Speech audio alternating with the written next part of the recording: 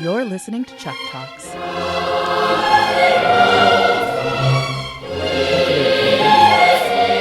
that's a great lead-in, Charles. Thank you so much. The 14th of May. Here we are, Chuck Talk numero dos.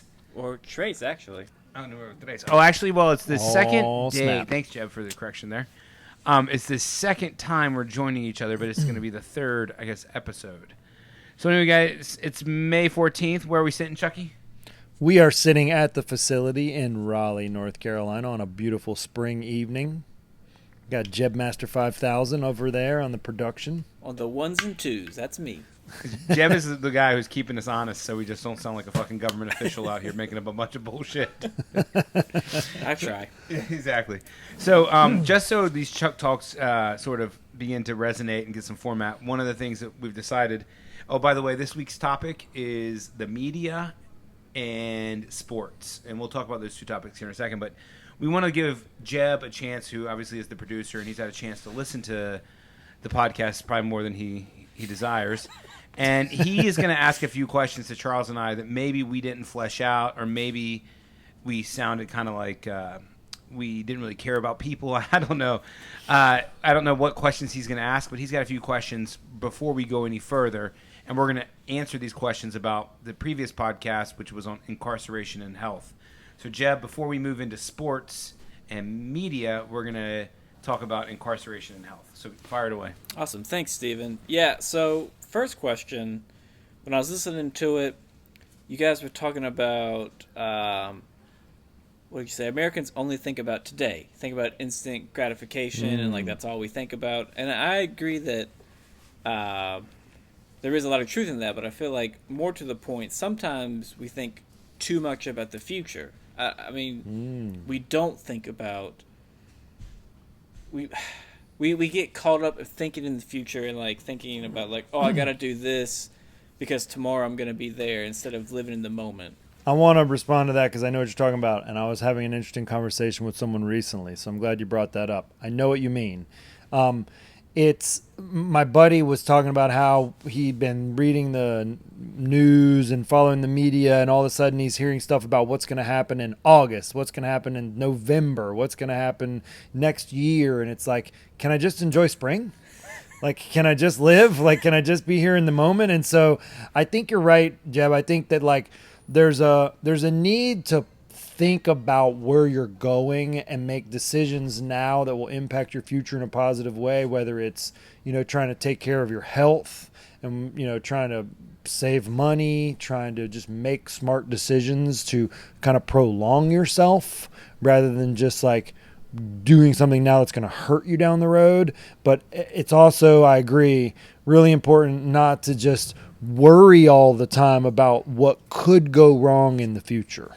And I feel like it's easy to kind of get caught up in like all the bad scenarios, especially in right now, and all of the uncertainty we're facing, all the things that could happen that could be bad.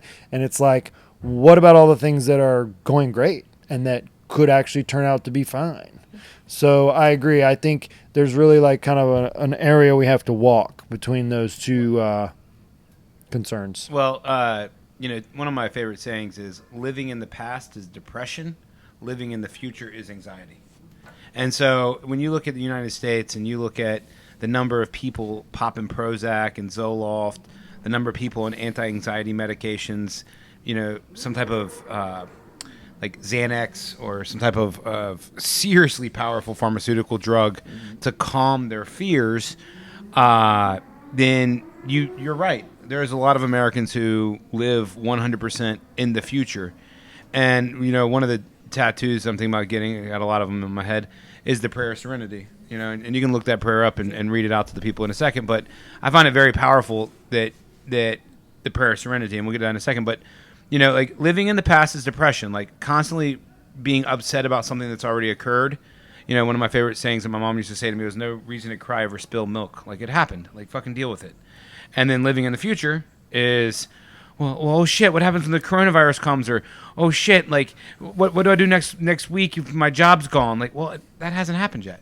So, right. Just like, I think to Charles's point, like, calm the fuck down and enjoy the moment. Read the prayer of serenity. So yeah, it's God, grant me the serenity to accept the things I cannot change, the courage to change the things I can, and the wisdom to know the difference. And that's the future, right? Like a majority of the future are things you cannot change. You cannot change if the coronavirus is going to get to Wake County. You cannot change if a virus is going to escape a lab in China. You cannot change those things. What can you change? You can change your immune system. You can change your sleeping habits. So like, and that's living in the moment, right? And that's like being in the state of flow. Charles likes to meditate. I try to get into it a little bit. Try hard, can't really. But what I like to do is flow, and like a podcasting to me is flowing. My kids aren't here. My employees aren't here. That's a big one. My kids aren't here. My employees aren't here. My wife's not bitching at me. My parents aren't bitching at me. And so it's just like I can just sit here and have a conversation with my brother, and you're sitting here producing it. I don't even have to worry about producing it any longer. And I like that. I like flowing. I like being in the moment. And that to me is my meditation. But you are correct. Like if you look at the number of anxiety prescriptions, man, there are a lot of Americans living in the future. Because the only thing that anxiety is living in the future. It has nothing to do with today. Nothing. Absolutely zero zilch. It's 100% being concerned about something that you probably can't control, and sadly, something that's probably never going to happen. So. Yeah. I was trying to find if I could see something about stat on that. But, so look up how many people take anti-anxiety medication in the United States. But what's the next question you had? I guess a question, so... I don't know, maybe not a question, more of a topic of like... We need to flesh out a little bit. Yeah. Like, you were talking about crimes and how some are worse than others. But, like, why? Why is it, like, any crime is bad? Well, I mean, one of my favorite sayings, and I'll hit this one first, and then Charles, you can hit it second. Mm-hmm. One of my favorite sayings is never confuse morality with legality. And so, I mean, at one point it was legal to have slaves. Does that mean it's moral? At one point, it was legal to gas people in chambers in Germany. Was that moral? So never confuse legality and morality, number one, first and foremost. Second is, it's so subjective, right? Like, who considers something bad and good? I think there's certain things that we all consider bad that are just like, consistent across all culture, all religion, all language. For example, murder. For example, child abuse. For example, rape. For example, genital mutations. Like, these are things that we as a society, that's pretty bad. But there's a lot of things that are not considered bad, or like, for example, drinking alcohol is a sin for 2 billion people. Most Muslim nations have serious punishment for drinking alcohol. We fucking suck it down like it's candy. Muslims smoke hash. We have it outlawed. So there's definitely cultures that have different takes on what's legal and what's illegal. The way people are like, well, how do you define a crime, Stephen? It's very simple. If there is a victim, there is a crime. To what level the victim is I guess damaged is the level of the crime. For example, if I take your wallet, yeah, it sucks. You gotta cancel your credit cards. Yeah, okay, that sucks. Maybe I should be punished. I'm a community service. Pay you back if I stole money out of your wallet. Okay, fine. Maybe if I do it 10 times, I should be punished a little bit stricter. But obviously, if I rape or molest a child, there is a victim and there is grave damage done. Okay, that's a serious crime.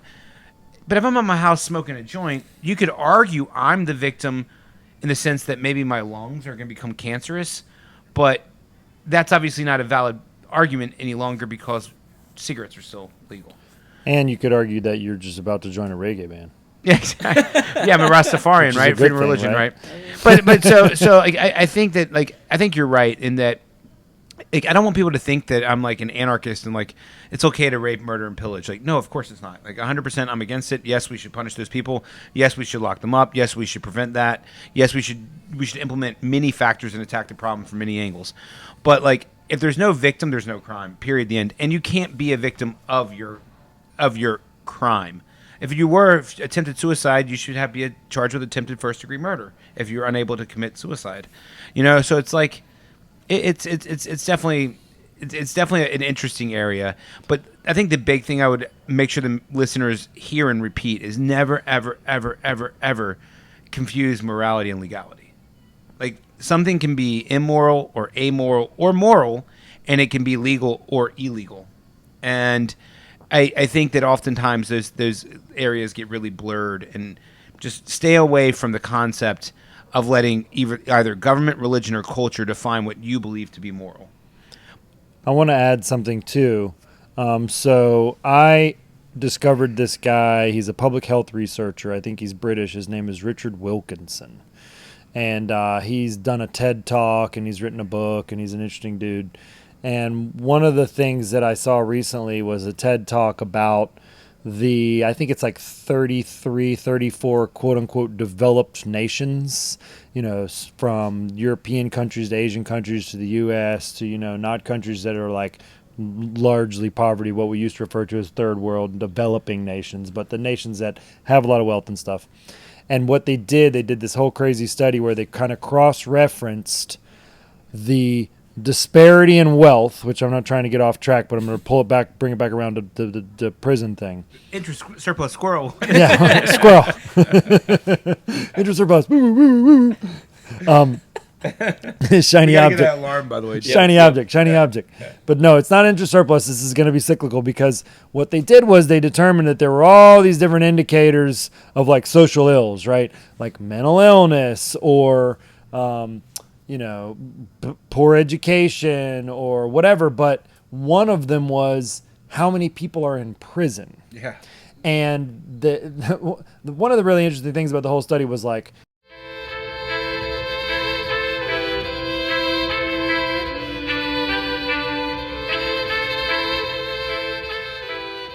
Now back to the show. Got a Five Guy burger for Ben. All right, so we're back live. Sorry about that interruption, guys. all right. One of my good friends ordered a burger to his house, but he left the address of the facility. So we almost And took I it just from ate him. it. Yeah, we just ate We it. were so close. Yeah, we Well, thanks, I was Ben. trying to make a point about Richard Wilkinson and about his little study that he did. And the point was this. He found that in the United States, we have a whole lot of people in prison relative to other developed countries. And he made a comment that I thought was interesting. He said, it's not really because we have more people committing crimes. It's because we have longer sentences. Yeah, that's true. We are a more punitive nation. And I thought, how does that work? And I was like, oh, well, that's because every year you're putting more people in, and there's still a lot of people in from last year and the year before. And just made me think about how, like what you were saying, Steve, like if a guy steals a wallet, okay, he needs a little community service and a chance to reform and rehabilitate. And we talked about this on the other pod. It should be more about like getting the person kind of back on track. But instead, our approach in America is like, we're just going to punish the crap out of you. So, if you have cocaine, you go in jail for 20 years. Well, it's instead of like 6 months in like a training program. And like, that doesn't really make sense to just take people who do relatively, It especially does if you own drug. the prison and you get paid per head. Right. Exactly. And you made that point on the other pod. But that is an inherent problem with our system, and we're just so punitive, partly because it's profit driven, and I think partly because maybe that's just like, I don't know. Yeah, is it rehabilitation or retribution? Right. What type of punitive system or what type of penal system do you have? It'd be interesting to look at a lot of those other nations. Well, look at Norway. Sweden, Norway, Japan, what do they do? Canada. Norway, a lot of countries have like max sentences of like 20 years, 15 years. Like, I was watching a documentary on Popeye. He was the number one hitman for Pablo Escobar, and he's out of prison living in Medellin right now. And he had killed over 200 people. I mean, 200 people in the United States. Seems fairly lenient. Exactly. But he claims he's rehabilitated. But like Norway has the same thing. Like their prisons look almost like, literally look like the guy who like shot like 85 kids with an Uzi. I don't know if you remember that. There was like a mass shooting in Norway. He literally killed like 85 kids on an island. He's max sentence is like 15 years. And but that's also like what I said last time too. Like, would you rather live in a society where free people are where guilty people are walking the streets, or where free people are in jail? Yeah. And like, would you rather live in a society where it's just like, God damn it, that person caused me pain and he needs to sit in jail and rot?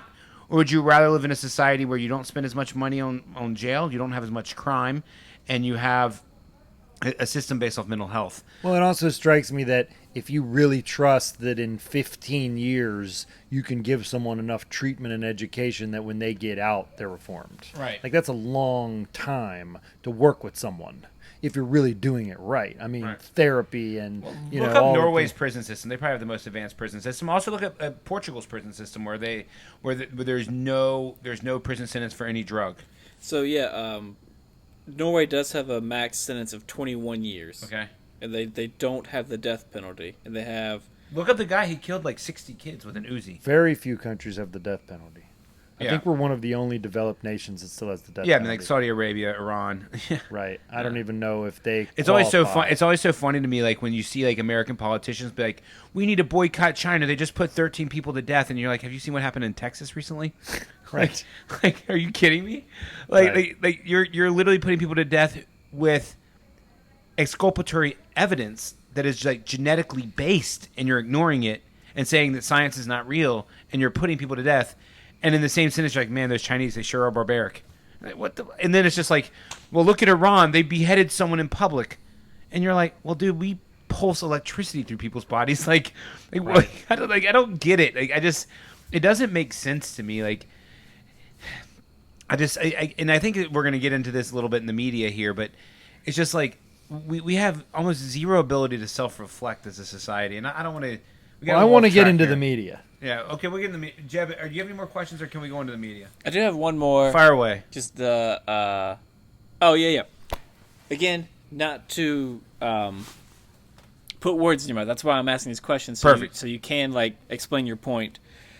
You were talking about the coronavirus that only affects 2%, and it only mortality rate of 2%, and you're like, oh man, we all got to stay home because of these fucking unhealthy whatever. Right. My question to you is like, well, I mean, yeah, you ate unhealthy, but that doesn't mean they need to die. Yeah, that's fair. That's a fair statement. And I think I was the one saying that. So I think that's very fair criticism. Very, very fair criticism. And I want to say something again, too. I think the fatality rate is sub 0.1%. So it's not 2%. I think the fatality rate is sub 0.1%. I know that the number of statistics today where they're, and we've talked about this, so I'm not going to go long off on a tangent here, but how they're calculating the fatality rate and how they're announcing it on the scoreboard of death is completely disingenuous, and it's a perfect topic for the media. But you're right. Like, people have made poor decisions with their health. I have made poor decisions with my health in the past. People I love have made poor decisions with their health. They don't deserve to die. But I don't think you should make public policy based off the weakest amongst you, especially if that's a personal decision. So, I don't think you can make public policy based off 88-year-olds who are on their last legs. I think you need to make public policy off kids, off young adults, off young working moms and fathers, off people paying into the system, off people providing jobs. That's who I think you should make public policy off, not the weakest amongst us. I think you should respect the weakest amongst us, but you shouldn't make public policy off it. But the second thing is, like,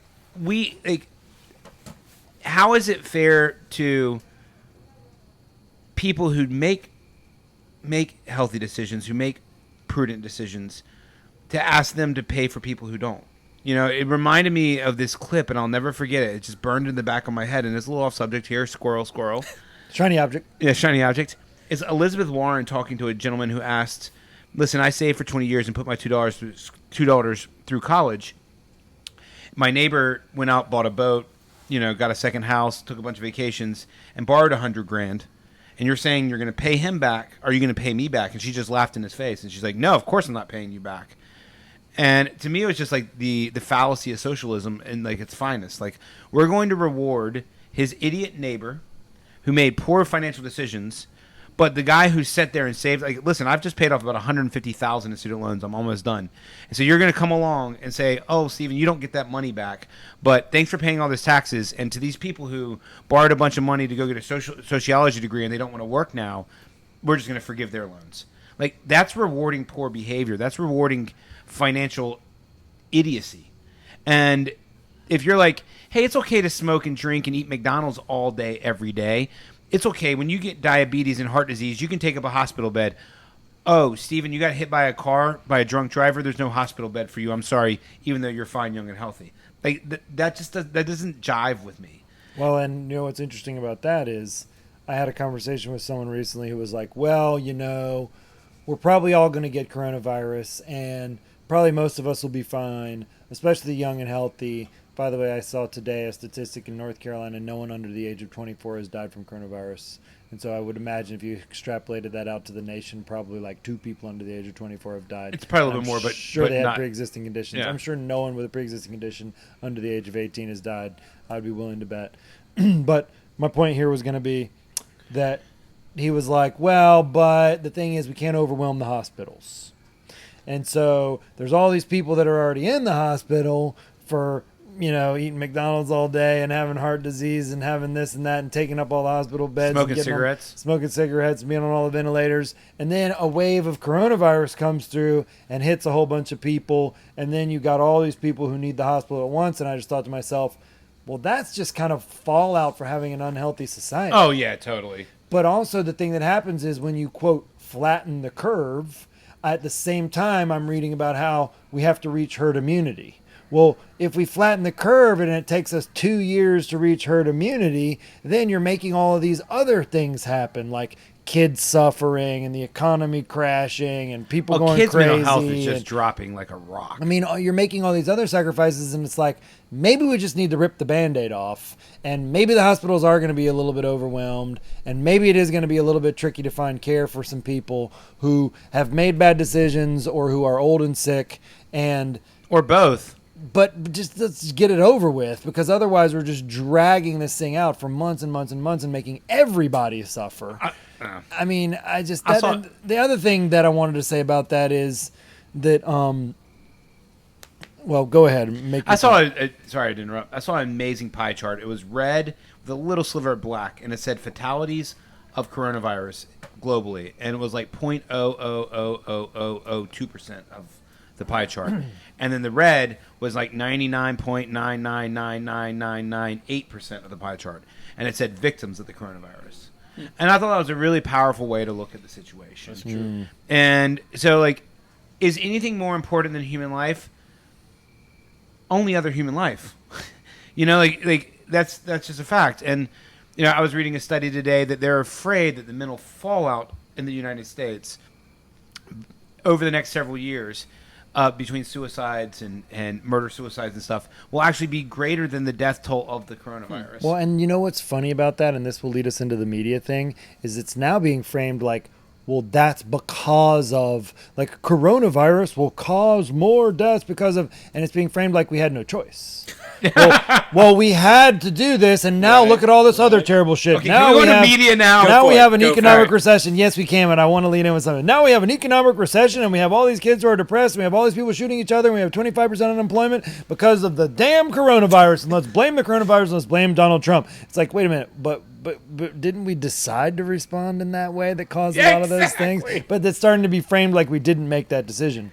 The thing I want to talk about leading into media, which is definitely important to talk about tonight, is a little piece of media that's been floating around on the internet, and it's this woman, Dr. Judy Mikovits, and she has made a 26-minute trailer to her full documentary called Plandemic.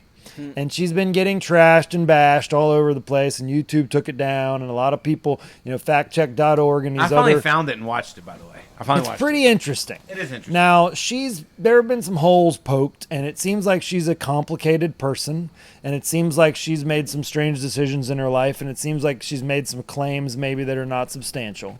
But one of the things she said that I fact-checked and that I verified from 2 or 3 other independent sources, including USA Today, factcheck.org, and I think it was The Post. There was also a senator in Minnesota who was talking about it, is this fact. When a person dies and you put COVID on their death certificate, the government pays that hospital $39,000. Is that true? You confirmed that? That is verified and confirmed. I've been wanting to confirm that. That is verified and confirmed. Repeat that, please. If a person dies and they put COVID on the death certificate, the government will pay them $39,000. Now, if a person is enrolled in a hospital and just diagnosed with COVID, they receive something like $13,000. But I have also noticed that there are places like New York State where people have admitted to the fact that they don't have tests to test everyone who dies. So they just assume it's coronavirus. Now, people are also dying from pneumonia and the flu and all the other respiratory illnesses that kill, a couple 100,000 people a year in the United States. But the hospitals and the doctors, the hospital systems are being incentivized to put COVID on a death certificate, even if they haven't tested for it, and they're receiving money for it. Even if they have tested for it and it's negative, you're telling me that a financial institution is not just going to be like, who's going to even see this body? Boom, COVID. Well, and that's what this senator was saying. I think it was in Minnesota or Wisconsin, and he was getting trashed because they were saying, you claimed that hospitals are wrongly putting, and he was like, no, I didn't say they are. I said that it's highly likely that they will. Yeah. Because if you look at the fact that they get 40 grand a pop, what do you think they're going to do? Well, here's to lead and into that alone, even if nothing else Mikovits said is true, and I think some of the other things that she said are true as well, and she really trashes Fauci, and she really goes out on a limb, goes after him, and she worked for him, and he fired her and supposedly put her in jail, and there's a lot of bad blood and dirty laundry that gets aired in that little thing, and I look forward to seeing the whole thing when it comes out in the summer. But the one thing that she said that is really blew me away was that fact about the money that they're paying and just what is the implication. And I think I saw yesterday 84,000, and I was like, 84,000. How many of those 84,000 people who have supposedly died from COVID in the United States was someone writing COVID on a death certificate because they were going to get $40,000? Also, was it half? Was it more than half? We don't know how many people have died. Also, I saw recently a lot of the media is pushing back like, oh, it's probably higher than this. It's probably people are going undiagnosed. Dude, if I get 40 grand and I own a hospital, I'm not going to misdiagnose anyone. If I misdiagnose anyone, it's going to be in the favor of the 40 grand. You know, so first of all, like I definitely think that when they say 84, it's not 85, it's 83 or under. Just that period, the end. The second thing is like talking about this like scrupulous practices or unscrupulous practices. I don't know what the word is here, but like a buddy of ours, a very good buddy of ours, is a dentist, and he works a lot with Medicaid and Medicare patients' kids. Oh basically. yeah, this is a good story. And so he explained to us that when you put a kid to sleep with laughing gas to put a cap on his tooth, you get paid $145 per tooth that you do. Well, it takes about an hour and a half to put a kid to sleep. So if you put a kid to sleep with laughing gas and get him all numbed up and put a cap on his tooth, you're making about $100 an hour. Okay? Give or take a few pennies. But it takes 5 more minutes to put the second cap on. 5 more minutes to put the third cap on. 5 more minutes to put the fourth cap on. Like all the work for this dentistry work for billing the government is the setup. It's like numbing the jaw, providing the laughing gas, sterilizing the instruments, sterilizing the chairs, which is all important to do.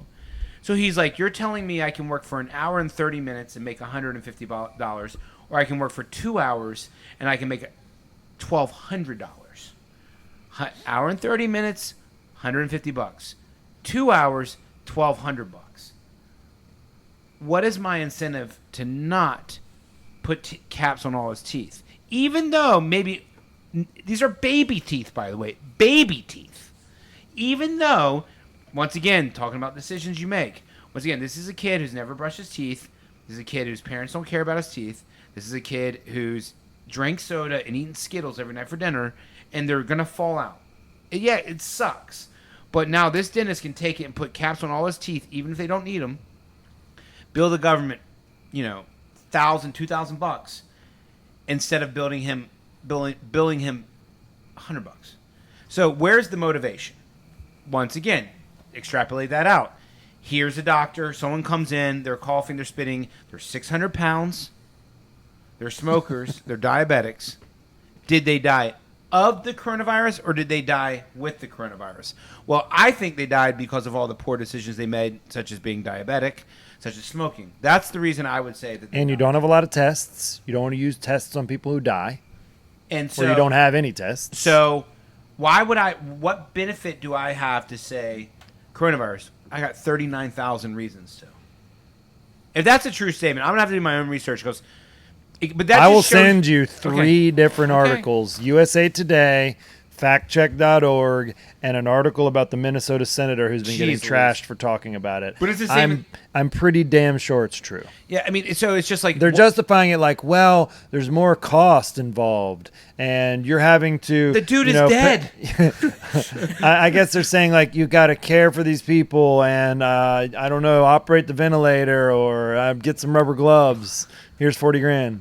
No. Some nice gloves. That's stupid. but like, listen, I don't know what the justification is. I am not belittling doctors, and I'm not accusing every doctor of, fluffing up the statistics by any stretch of the imagination. I have a lot of friends who are doctors. I have a lot of family members who are doctors. They work fucking hard. They're all very wealthy, and they've worked hard to become very wealthy. And I want my doctors paid well. There's so much room for just bullshit. Well, and I don't even necessarily blame doctors. No. I don't even necessarily think doctors who work in hospital systems make those decisions. I think a lot of times it's more like, I don't know, I'm not an expert on how hospitals run, but I think it's more kind of like administrators who run the hospitals, the directors of No, health. I think the and doctor has to write on the death certificate. I think a certified doctor has to write a certificate of death. Oh, I agree with that. But I think that, so there might be some shadiness going on with like, well, we don't know for sure. And then the hospitals, though, come along and they're making the policy. They're making the policy of if it looks like COVID, if it smells like COVID, write COVID. And they're telling the doctors it's okay.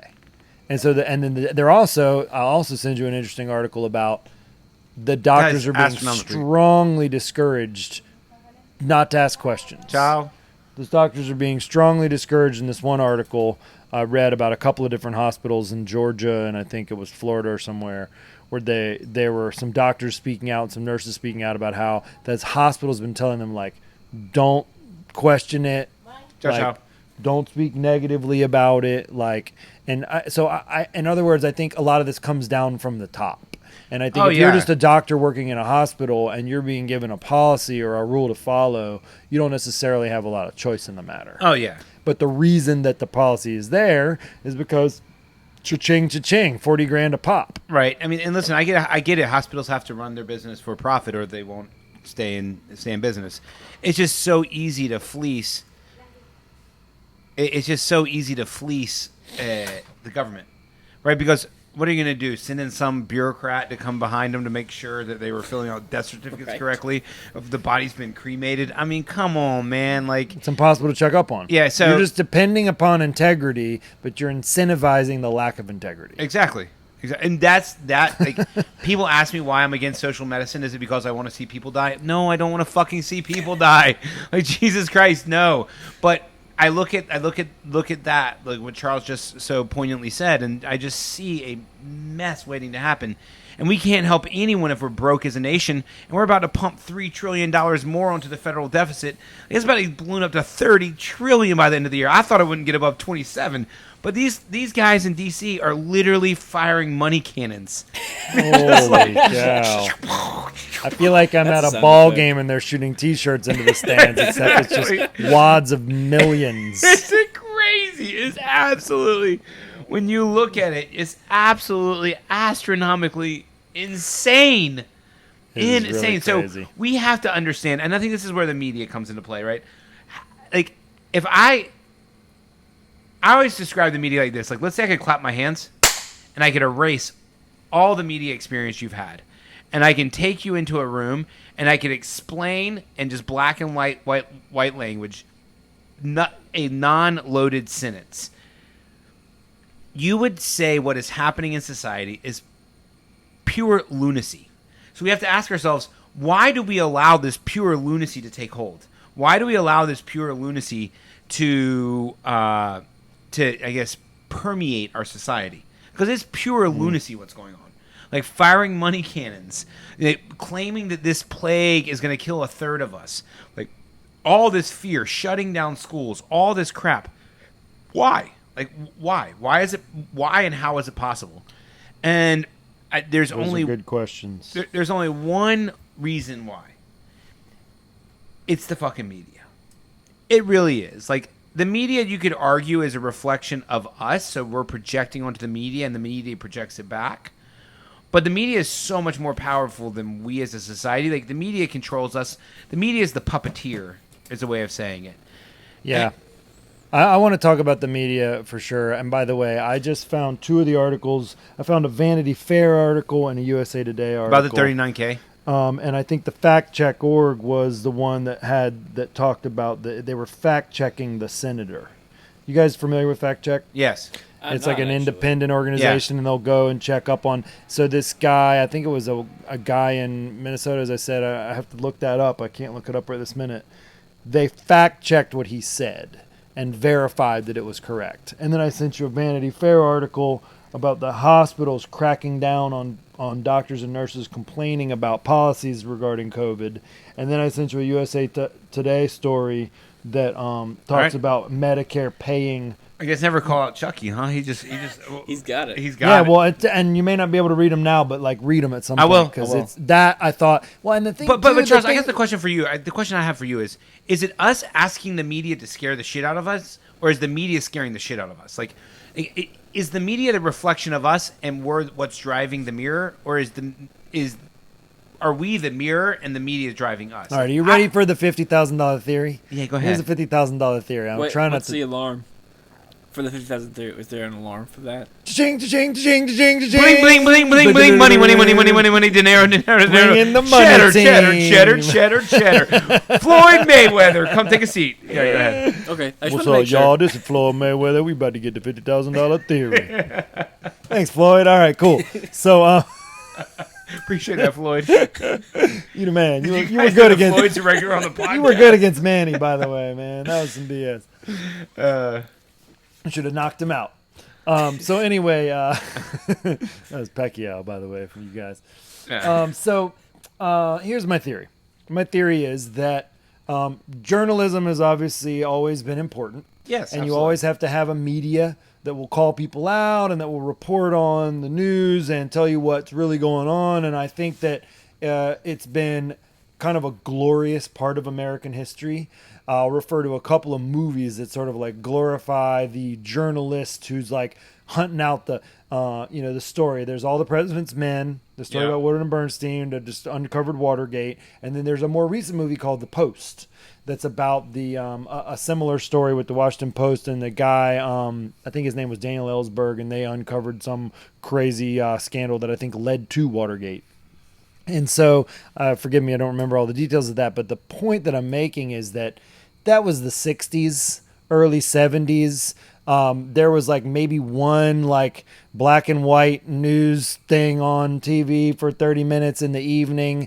There was not a lot of money to be made with media. I mean, there was in a sense, relatively, right? You're going to sell some newspapers, you're going to sell some magazines, you're going to get on, a news anchor, make a nice salary or whatever. When did advertisements make it to like the black and white print? Well, media? so think about it. I mean, in 1979, fast forward, the NBA Finals was on tape delay. It wasn't even on live television. So that gives you some kind of sense of like how much people were really accessing things on television, right? And then fast forward to like 1989, and there was still just like the hour of news. But when cable started, and when they started having, Cable fast forward got to big in like the early 90s. I think it got big in the 90s, it got bigger in the 2000s, and this to the point we're making, that we have this holdover mentality from the 70s and 80s and 60s of like, Woodward and Bernstein, like we're going to go find the truth and tell the American people. But if you fast forward to 2020, you've got billions of dollars at stake. Yeah. If you're MSNBC and CNN and Fox and even like the Blogs, internet, clickbait, yeah. Even like the Business Weekly gets like 40,000 views a day or whatever, and so there's so much more money at stake now that I think back then it was maybe a little bit easier for the Washington Post to say, well, okay, yeah, we want to sell papers, and okay, yeah, we want to like have a good relationship with the government, but we're going to uncover this story. We're going to tell people the truth. That's what we're about. We have integrity. But maybe we're missing out on a few 100,000 or 1 million or whatever. Now it's like, you're going to miss out on 1 billion? Like, you're going to piss off, like, the press secretary at the White House or whatever. You're going to uncover something, and then you're going to, next thing you know, like, you're going to lose some contract. I mean, I don't know how it works, but I do know that MSNBC and CNN and Fox are private corporations making major, major bucks. And the question that I have to ask is, what is their motivation? How are they being incentivized to tell us the whole truth? Okay, let's stop right there. Versus the story that just gets us to keep watching TV. Okay, there. Thank you. That's what I want, Charles. Like, to all the listeners out there, you have to understand how visual media makes money. So there's visual media, there's sound media, radio, and there's print media, which is basically the internet today. There's still some magazines and newspapers in circulation, but it's basically those three areas. So news media makes money by selling ad space on their TV show. Right. They sell that ad space by knowing the demographic and the rating. So if they know that, 6 million Americans ages between 50 and 70 watch Sean Hannity on Fox News, they can put a value on how much they'll sell a 30-second or a minute-long commercial. But it only matters if the person watches that commercial and stays tuned after the break. Right? So that's how they basically make money. By the way, guys, stay tuned after the break. Exactly. Exactly. Oh, wait, we don't have a break. Print media makes it by selling just visual advertisement, which is the least valuable. And that's why you see print media disappearing. Click-on media or internet media makes money by selling ad space and then click-throughs to an article. So, like, if I have an article about, something about the coronavirus, and then I allow advertising for a vitamin on my news feed, then if someone clicks on that, the creator of that content gets paid. Right. So what does this basically mean? Very, very, very, very simple. You need people to watch, stay tuned, or click. And if you have people watching, stay tuned, and click, then you're going to have a way to make money. It's business. But what does that mean? It means that the truth is basically obsolete. Like, who cares if people want to watch the truth? Yeah, our game is not to sell you the truth. Our game is to keep you watching. And what is one of the things they always tell us about the coronavirus? Oh my gosh, it's constantly changing. Make sure you stay updated. Yeah. And that's what they always tell you. Well, the situation is constantly changing, Bob, so come back to me in 3 minutes. And it's just like, they always tell you that. Why do they always tell you that? Because they want you to know every single piece of information? No, because they want to make sure that you keep watching. It might not be any different in a week. Yeah, I mean, but they need you to. They need your eyeballs. And this is the other thing. And I'm not hating them. It's their business. It's their livelihood. I just think we as an American society need to understand that when Woodard and Bernstein was putting an article in a newspaper in the 60s, that was a lot different than some anchor getting in front of a desk on MSNBC in 2020 where there's a corporate boardroom with an agenda, and the agenda is to make bucks. And everything that they say is filtered through that. I really do think that. I think there are also independent sources of news, and I think that those Woodard and Bernsteins are probably writing somewhere on the internet, and that or doing a podcast in Steve's facility. But no, I mean, I think there are people speaking freely and telling their truth. But I don't think that we should just think that those big corporate conglomerate media TV are like, just because they're big and present and have fancy graphics, an establishment. Yeah, just because they have a history and an establishment doesn't mean they're telling us the whole story. No, they're telling us the story. Probably to the contrary. They're telling us a story that keeps us tuned in. I've gotten to the point where I'm almost more likely to listen to what a Judy Mikovits has to say. Yeah. Some outlier, some random little person who's making a documentary who sounds a little crazy and is maybe saying some stuff that's not true, but is really trying to tell her truth, and there might be some things that you'll never hear on CNN. Oh, zero chance.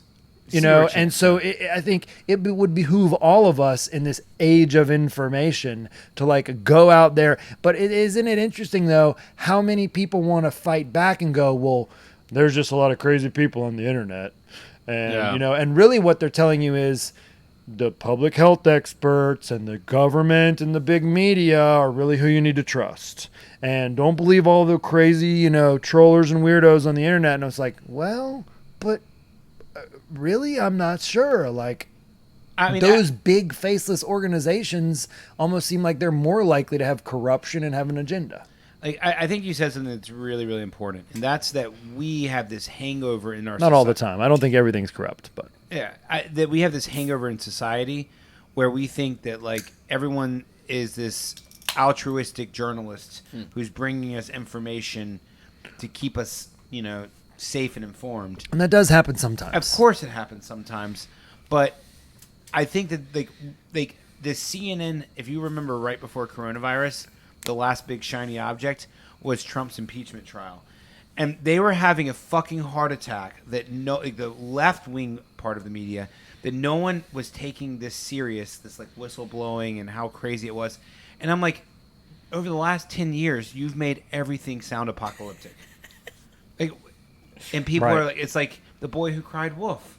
Right. And this is one of my points about the media is they start out with the coronavirus. It's not a big deal. And then it's like, oh, it's a big deal. And then they scare you, but the scary part starts to wear off. And you see a bunch of people with guns going and taking over Capitol buildings and saying, fuck it. I'm going back to work. I'm living my life. It's like, I'm sorry to interrupt you. Go ahead. And it's just like the media then has to take it up a notch. They have to I literally saw a headline, and I wanted to do a segment with Charles, was like, name the headline, and I'd read like 3 or 4 funny headlines that I read, and he has to pick one which is not true.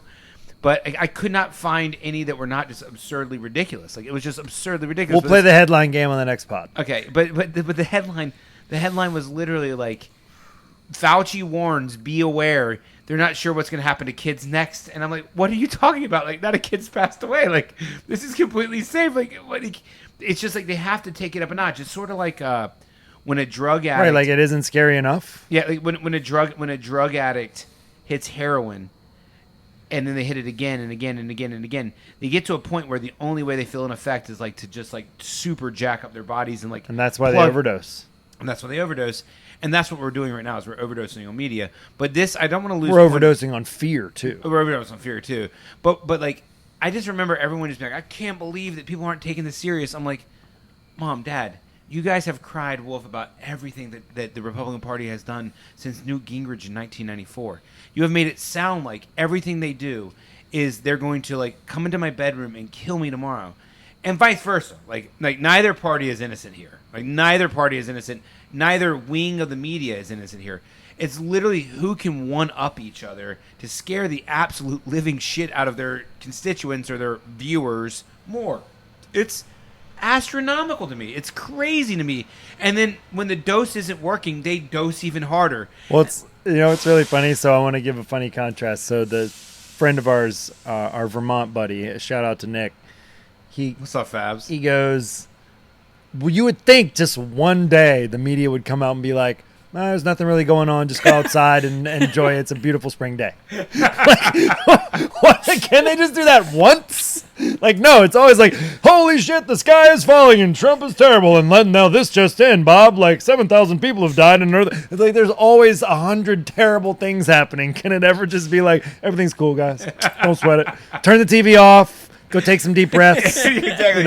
Have a healthy snack. No, that's not what they want you to do. Right, because you're not going to click or you're not going to tune in. And our buddy Nick that we're talking about here is like, I sent him just a bunch of screen grabs, and it's just like of these like hyper scary, like reputable news sources or what you would think are reputable news sources or highly consumed news sources like Yahoo, Drudge, Huffington Post, CNN, Fox, CNBC, CBS, ABC. Like, you're talking the internet news source I just named right there, probably 50% of Americans, 150 million, watch those websites, or at least one of those websites a week. Yeah. Probably several, I would say maybe 50% watch at least 2 of those websites every single day. Like, my dad is just ping-pong balling between Huffington Post, Drudge Report, ESPN. I want to ask you a question about that. Because I know you read Huffington Post a fair amount. I look at some of those. So here's a question for you. So those websites, At some point, they had to start out, right? Somebody Right. had to have started those sites. And they were like, I'm going to get in the news game, right? And like, I'm going to start trying to like compete with whoever was big at the time. Did they rise to prominence because they had better reporting, better journalism, more integrity, more facts, or how much of it was that? And how much of it was, did they rise to prominence because they're better at playing the headline, clickbait, scare tactic, get eyeballs game? Most of the later. It seems like Mostly the they're latter. they become the, quote, reputable sources because they're better at playing the game. Not necessarily because they're better at doing the journalism. I mean, it used to be like if the Washington Post existed and then they were the paper in that area. So then it was incumbent upon them to go and try to hire the best journalists. But you read the Washington Post because it was the Post. And then you counted on the content to be good because you were assuming that they were hiring good people who were of integrity and who were good at their job and who were going to find out the facts and write the articles. Now we have to decide what to click on and what to read. And so their game is totally changed. I'm not going to Huffington Post necessarily because Huffington Post is this established reputable news source. I'm going to Huffington Post because Huffington Post has a name. Right. Why does it have a name? Because it made himself popular on the internet. Right, and Huffington Post is like a multi-billion-dollar organization that gets paid for what? Views. Like, they make money off advertisement on their homepage and in their articles. Whether it's true or not. Yeah, exactly. no incentive- there's whether no it's true or incentive to- not. And, like, I go to these news sources to try to understand how the average American sees what's going on. Because when I get in a debate with someone that I love or a family member or a neighbor or a friend, I want to understand how they see it. And to me, it's like so foreign to me. Like, does this mean that everything Huffington Post publishes or Drudge Report publishes is not factual? No, not at all. There's No, definitely does not mean facts. There's definitely facts in those articles. And I would even say a lot of facts. I would say everything is at least partially factual. It's just how they frame it. And that's another thing too, is like Charles is a linguistic master when it comes to the English language. And he, like, one of the things that I would like to do with Charles real quick is like, Charles, write a scary headline about children dying and then write a headline about how children are safe, knowing that 0.001% of children die from the coronavirus. Give me a headline that makes it sound like, hey, go outside and have fun for Nick, and give me a headline that's like, holy shit, I need to click on this. Authorities are concerned that children might be in danger next. Like, the reason that they would say that is like, that's completely vague. Like, they could be in danger next, but from what? But you're going to click on that, right? What? Children can be in danger? Holy shit. Click on it. It's Now like, give me one that's like, give me one that will calm me down. And it has the same fact that 0.01% of kids die from the coronavirus. public health authorities confirmed that a total of 3 children under the age of 17 have died from coronavirus in the United States. And there's nothing to worry about as a parent. Yeah. Now, I mean, if you just found the actual statistics, you know what I think is really interesting on that point? Quick shiny object, quick interest surplus. The CDC feeds their data to the Worldometer. So the Worldometer has other sources, but they also, with the coronavirus information, if you go to Worldometer, you can find all this information about coronavirus, and it's updated every day, like it's updated all the time. But they haven't been updating their statistics on mortality rate relative to age. They haven't updated it since April 14th. And I'm like, surely the CDC knows has the age, information, and if you look at it, the statistics that they have are from New York State from April 14th, and I've looked at it a few times, and there's like no one under the age of 17 without a pre-existing condition had died. And then what's really funny literally is no one. zero, and that as of April 14th. And then it was like, and they were, at that point, they had like 4,000 deaths or whatever that were supposedly COVID. I mean, as we know, writing COVID on a death certificate has been incentivized. But what was really funny to me about it was, if you looked at it, and I'll send you guys the graph, and I've been looking all the time because that's been a month. It's May 14th. Like, I'm really looking for the updated one because I want to laugh at the new numbers and how ridiculous they are. And but the old graph has 0, and then it has children with pre-existing conditions under the age of 17, and it's like 23 deaths. But then the next column is Number of people who have died where it's unclear whether they have pre-existing conditions, and it's like 50. So in other words, it's like more people have died than the negligibility, and then that's the same for every category. There might be more people that have died that they don't know if they had a pre-existing condition than they are listing as having died without a pre-existing condition. So it could, I'm sorry if that's unclear, you'd kind of have to see the chart, but in other words, it's like they really have no idea, and it could be 0 in every age group. So Wow. it's not even like, it's clearly not a concern if you're under 17. It might not even be a concern under like 75, according to this chart, because they just don't, you don't know what pre-existing conditions people have. Right. And I find it really weird that they won't update that data when they update all the other data every day. Well, that's also too where like one of the Anyway, things that is- was my No, interest no, surplus it's a perfect, relating it's to a your perfect headline lead- request. It's a perfect lead in. Well, I like the headline request, and we can do it. We can do it again. Put me on the spot there, but if you give me a few days, I bet I could come up with some really good ones. I'm sure you and could. we can play the which one of these is real game. Okay, I'd love to play the which one of these scary headlines is real game. But Jesus. But Barack Obama challenges Mitch McConnell to an MMA fight. That's real. That's got to be real. but the whole thing is, and this is where I think, talking about this drive for money and how our media works and how we're also the victim because we have this. So number one, decision made on the podcast.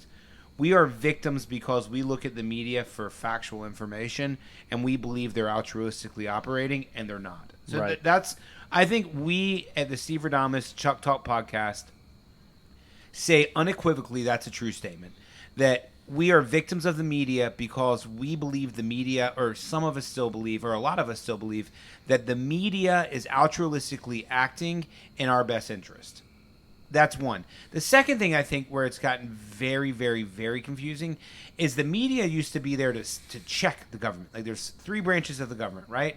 The executive branch, the judicial branch, and the congressional Senate branch, right? And the fourth one, the pharmaceutical companies. and then you were supposed to have this 4th branch of government, the media, right? So legislative, executive, judicial, Sort of and an the media. unofficial check. An unofficial check, and that's like an election every day, right? Like you can't elect every year, but every day you can get information and you can rise up as a populace and say, don't do this.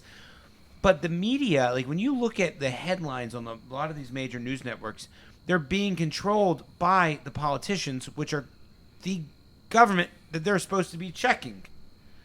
So it's like they're rolling out Dr. Fauci as like the be-all, end-all, the greatest thing since sliced bread, better than shrimp and grits, and he is supposed to know everything. Well, guys, for 60 years he's been in bed with the pharmaceutical companies.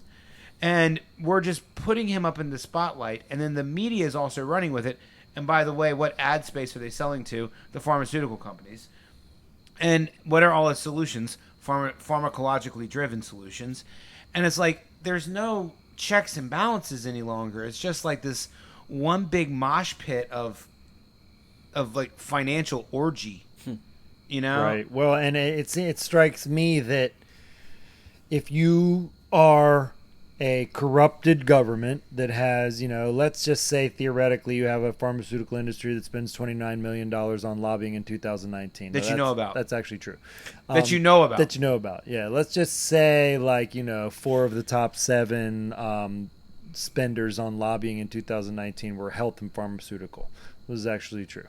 That you know of, do you think hundreds of millions of dollars. I'm just saying, let's just say theoretically that were true. Do you And think that- pharmaceuticals like selling their drugs? I'm just asking that too. I think they would probably rather just give them away for free. Do healthy people need drugs? I think that healthy people don't know they need drugs yet. That's a headline right there. All right, so let me get this straight, Charles. I just want to make sure the viewers understand this.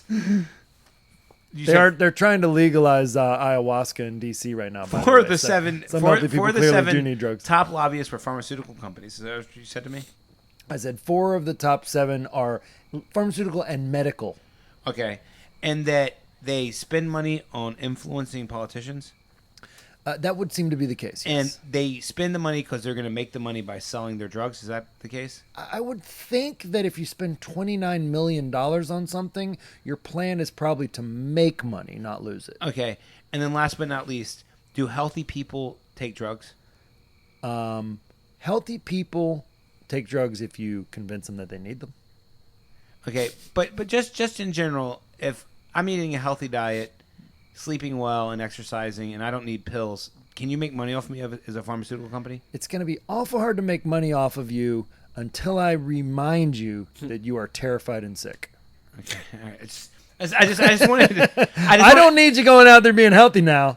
Stop Like, getting sunshine and exercise. Lay off the broccoli. like sometimes all the cells in my brain are not connected. Because I got pills to sell. And I just needed you to connect those for me real quick. So is it possible? Not a problem. So is it possible that members of the CDC and FDA who are financed and in bed with these pharmaceutical companies, are offering pharmacological solutions because it's in the financial best interest of the pharmacological companies?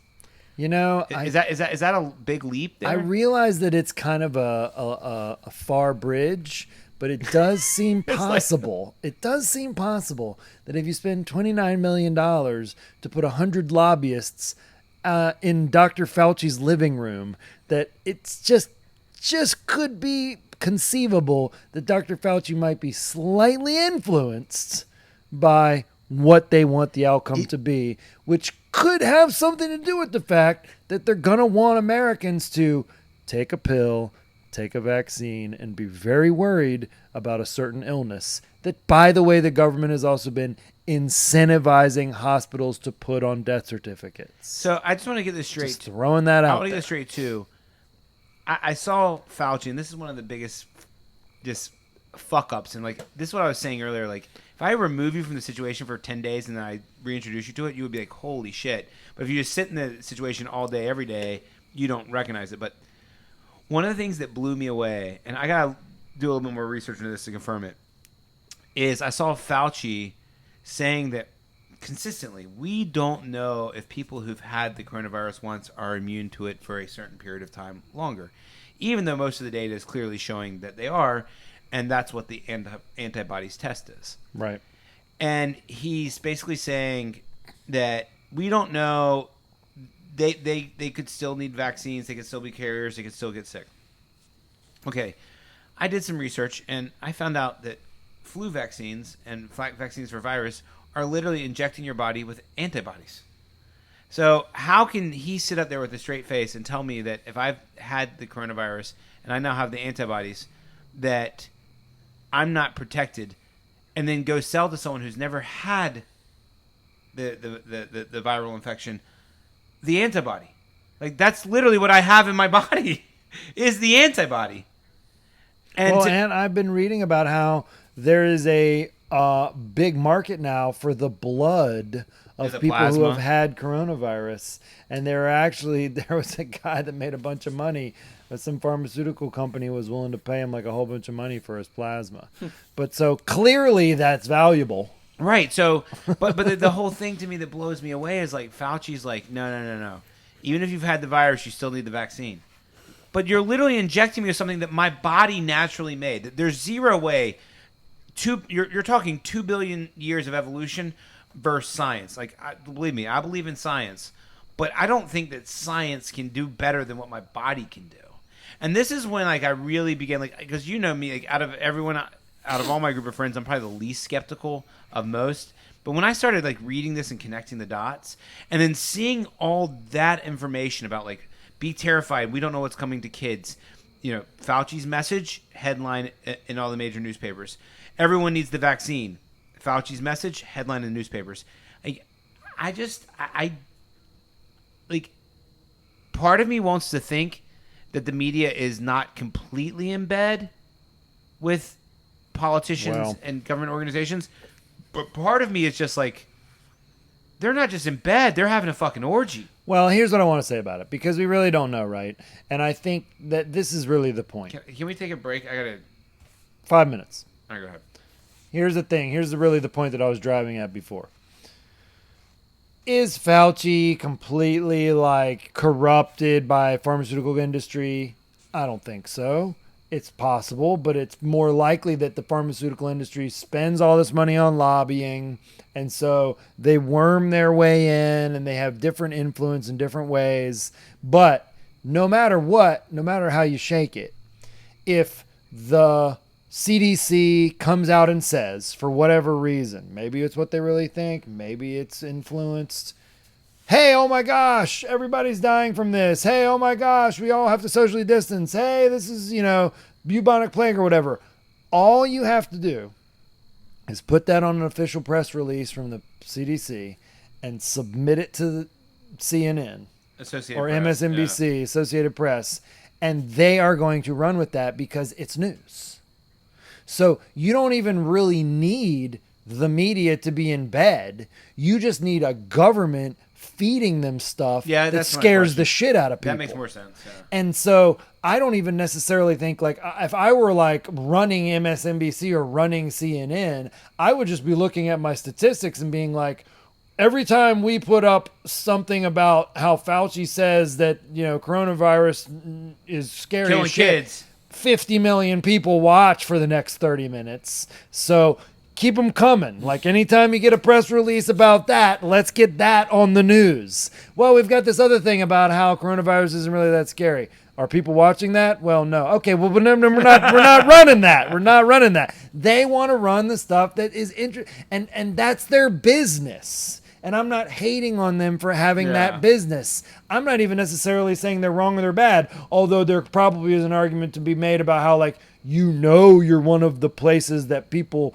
kind of refer to you. Like, don't you kind of have a responsibility, a moral obligation to tell the truth? But I think that ship sailed with $1 billion in gold on it. So I don't think they're really that worried. And that's maybe where I sound cynical. I don't think these big news organizations are really that worried about telling you the whole story. They're telling you the really scary part.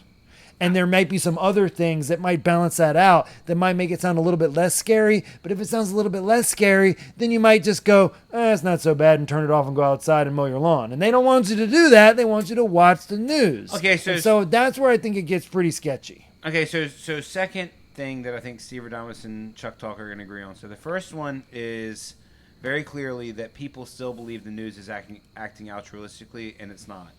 But the second one is, maybe there's not some massive conspiracy theory where, like, CNN is, paying Fauci, who's paying pharmaceutical companies and this and that. Maybe just because you're paranoid doesn't mean they're not out to get you. Right. Remember that. But go on. But okay, just fair enough. But I think what Charles just said is really poignant. Like, it doesn't have to be that nefarious. It doesn't have to be that crazy. It doesn't have to be that convoluted.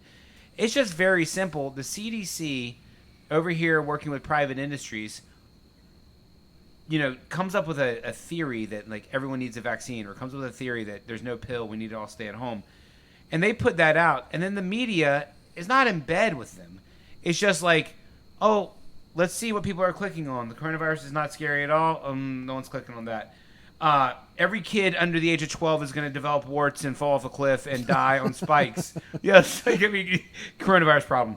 It happened to one kid, so it could. The probability is 1 in 1 trillion million billion, but it could happen to your kid. And so, like, run it, Bob. I think that's a really good point, though. It's like, and what I was getting at earlier is one of my new favorite words. Is it plausible that Fauci's in bed with pharmaceutical companies in an outright manner? Yes. But it's much more plausible that he's just been part of that system for 60 years, and he just thinks that pharmaceutical solutions are the solution to all the ills of every American. It's rooted in his subconscious. I would love to know how many pharmaceuticals Fauci takes. Yeah, right? That's a good question. Well, I think that's a good place for a quick break. Yeah. And we're going to take you to our sponsors, Bayer and... and Glaxo. And Pfizer, dude. Yeah. These guys would... Pfizer. If this podcast ever goes anywhere, those guys would roll over my grave. This podcast was brought to you by Xanax. Yeah, this podcast was brought to you by... Go out there, take care of yourself, get a good night's sleep, eat healthy, love each other, and fucking enjoy your life. Smoke a joint if you have to. And smoke a joint if you have to. That's what brought this podcast to you.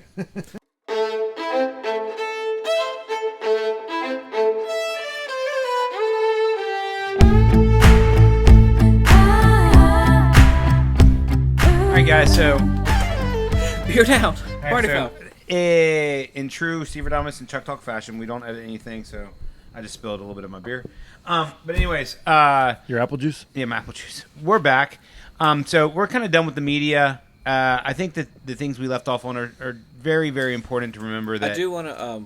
Yeah, go ahead. You asked me to fact check something a while ago, and I thought Yeah. it was really interesting that it comes into play here. So according to Newsweek, Americans are taking 34% more anxiety meds since coronavirus pandemic started. Wow. Wow. Just thought you'd want to know that. Okay, so Wow. to Charles, let's go back to the. Sometimes it's hard for me to connect the dots here. I'll help you out. So you're a pharmacological company, and you're making money off.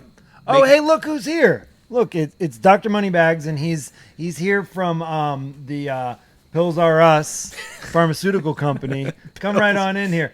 Hello, guys. This is Dr. Moneybags, and I'm here to go ahead, Steve. I'm going to try to answer your questions the best I can. So I'm a little scared. Should I take a pill? Remember, if you're feeling scared, there are several things you could do, but the one thing we would really recommend is taking as many pills as possible. It's just like it's so obvious, right? It's just so obvious. And don't forget, if you run out of pills, you can always buy more. And if those pills make you sick, we have others to make you less sick. If the pills have side effects, we always have pills to treat all the side effects. Those may have side effects, but we have pills for those side effects, so don't worry. That's literally guys. Like if you see this any other way, like how is it possible to see this? This is what I'm saying. Like, 34% is pretty crazy. like Right. that's hundreds of millions of dollars more in their pockets. Yeah. Because you have to remember, once they develop these drugs and they finally get them approved, it's like it costs them like pennies to make, and they're selling them for like $50 a piece. Like people like price gouging. You want to see price gouging? Go see like what it costs to make a drug and what they sell it for. Now I understand that there's marketing costs, which is ironic, right? Like you shouldn't need to be marketed a drug to you. You should be told by your doctor you need it, not. Well, remember when they changed those rules? Yeah, that was- remember oh, when we dude, were talk about- kids, you weren't allowed to advertise drugs Yeah. on TV and stuff, and Yeah. then it changed, and all of a sudden there were all these TV commercials for like, Well, I remember that were like had random, like you couldn't even tell what they were advertising. It was just like someone running through a field, and then it was like, ask your doctor about Flonase and Fleasem. And you're like, but what is it? Flonase What's and it Fleasem? for? I don't get. Dude. It's gonna make you run through a field. I'll tell you a My story. favorite was the social anxiety one. What was one of the old school social anxiety ones? I swear this is true. Because you know how they had to have the little disclaimers at the end? Yeah, yeah. And it was this one that would make people, it would make you feel less anxious or less nervous. But then at the end they were like, may cause explosive diarrhea. And I was like, explosive diarrhea? You feel nervous and worried in public situations and all of a sudden you have explosive diarrhea? That's not going to help. I always have to trip to tell- Machu I wish I Picchu. could remember the name of Oh, that one. dude, but- Apparently that one didn't stick around. But I remember like as a kid, my grandfather was a doctor. My uncle took over his practice, and I love my uncle to death. But he gave me this seat cushion from Super Bowl 25, I believe it was, and he had gotten tickets to the Super Bowl. And I remember how he got those tickets was he was like the #1 prescription writer of a drug. Yeah, sure. That they all do that. They all play that game, man. They take these doctors to like Hawaii Yeah. and do these like 3-day seminars, and they all get ballpoint pens and seat cushions and T-shirts and visors. And haven't you ever noticed when you go into a doctor's office and all of their pads and their pens and all their stuff say like Flonase and fucking Viagra on them and shit? The whole game is to get you to prescribe them, but it's like, shouldn't the doctor know what drug you need? Like, why do they need you, non-medical drug rep, telling them what drug a person needs to treat an illness? You're the doctor. Right. Like, you should be able to figure out what chemical might help their medical condition. But also, you don't need the pharmaceutical input. also the shit that I just go back to is just like drink a lot of water, get a good night's sleep, eat a healthy diet, exercise. Don't stress too much. Like, I just don't understand like why doctors just don't prescribe that. Shouts to Dr. Patel. I got to give a quick. I had a guy who was my doctor in Raleigh for 5 years. He died at a very young. It was untimely. I believe he was 49. And he was such a cool guy. He was so chill. Please don't tell me he died of COVID. He didn't die of COVID. He died several years ago. But I found him So I have a friend whose wife is a foot and ankle surgeon, and I was trying to find a general practitioner, and she put me on to Dr. Patel, and I used to go to him, and he had just a house. It was a really cool place. It was comfortable. It was low key. The receptionist was really nice. He would always spend time with you. He would talk to you. He would ask you about what you've been eating. He would talk to you about your life. He didn't have a bunch of pharmaceutical crap everywhere. He was very unlikely to prescribe pills. He was just a very cool, holistic kind of, not very Western in a lot of ways. And I always think about Dr. Patel and how it was odd that he was such a good doctor and at the same time such an outlier to a lot of the other doctors I've known and been with in America. And it's really sad that he died young too. But I also always think about him because do you think the pharmaceutical companies killed him? It's possible, man. He wasn't prescribing enough. No, that's I'm joking. I mean, Dr. he did. Patel. He had some. I'm sure you probably appreciated the joke. But he had a great sense of humor, and I'm sure he would appreciate it. And he was cool, and he was great, and it makes me sad all the time when I have to go try to find I have to try to find a primary care physician, and I've gone to 2 or 3 different people, and just nobody kind of has like the touch and the skill of Dr. Patel, but he was very not what we're saying. Let your medicine be your food and your food be your medicine, man. Yeah, man. And he was, so I just, you just reminded me I hadn't thought about him in a while. But yeah, so it's just like, it's unfortunate. And then you just see, it's just like this huge, and I guess it is an orgy in a way. It's just this huge, just circular ball of snow orgy, thousands of people just all just fucking each other or trying to fuck each other, and it's just a mess, man. It's just our entire media advertising, and now the advertisements have gotten so good. You think it's media, you think it's a news story. Like you see these like one-page advertisements in like magazines, and you can't tell if it's a news story or you can't tell if it's an advertisement. Like, they just walk all these fine lines, and the onus is on us, the populace, to like just really start to be like, whoa, hold on. What is this? What am I learning from? And we also need to start demanding that we get leaders in office that are going to call bullshit on this.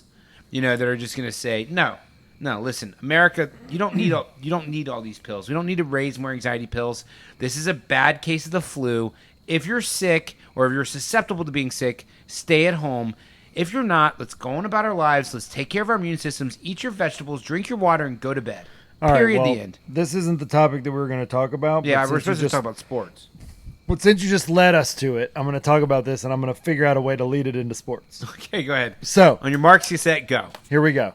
John McCain was not my favorite politician, but one of the things that he always used to say was, we really need to have term limits. And I never really understood why he was so hardcore on term limits. Yeah. And I started learning about it a few years ago, and I started realizing that it was something that John Adams talked about. It was something that Abraham Lincoln talked about. It was something that Roosevelt actually changed the rule. Yeah. It was something that a lot of smart people have talked about over the years, and I realized that the reason is because if you want to participate in the civil service of going and being in the legislature, being a senator or a congressperson, your goal shouldn't be to go to D.C., make $175,000 a year, plus having a sweet health plan and good benefits and retirement and all of the stock portfolio and benefits have power too, over people and power and all these things for the next 25 years. That shouldn't be your goal.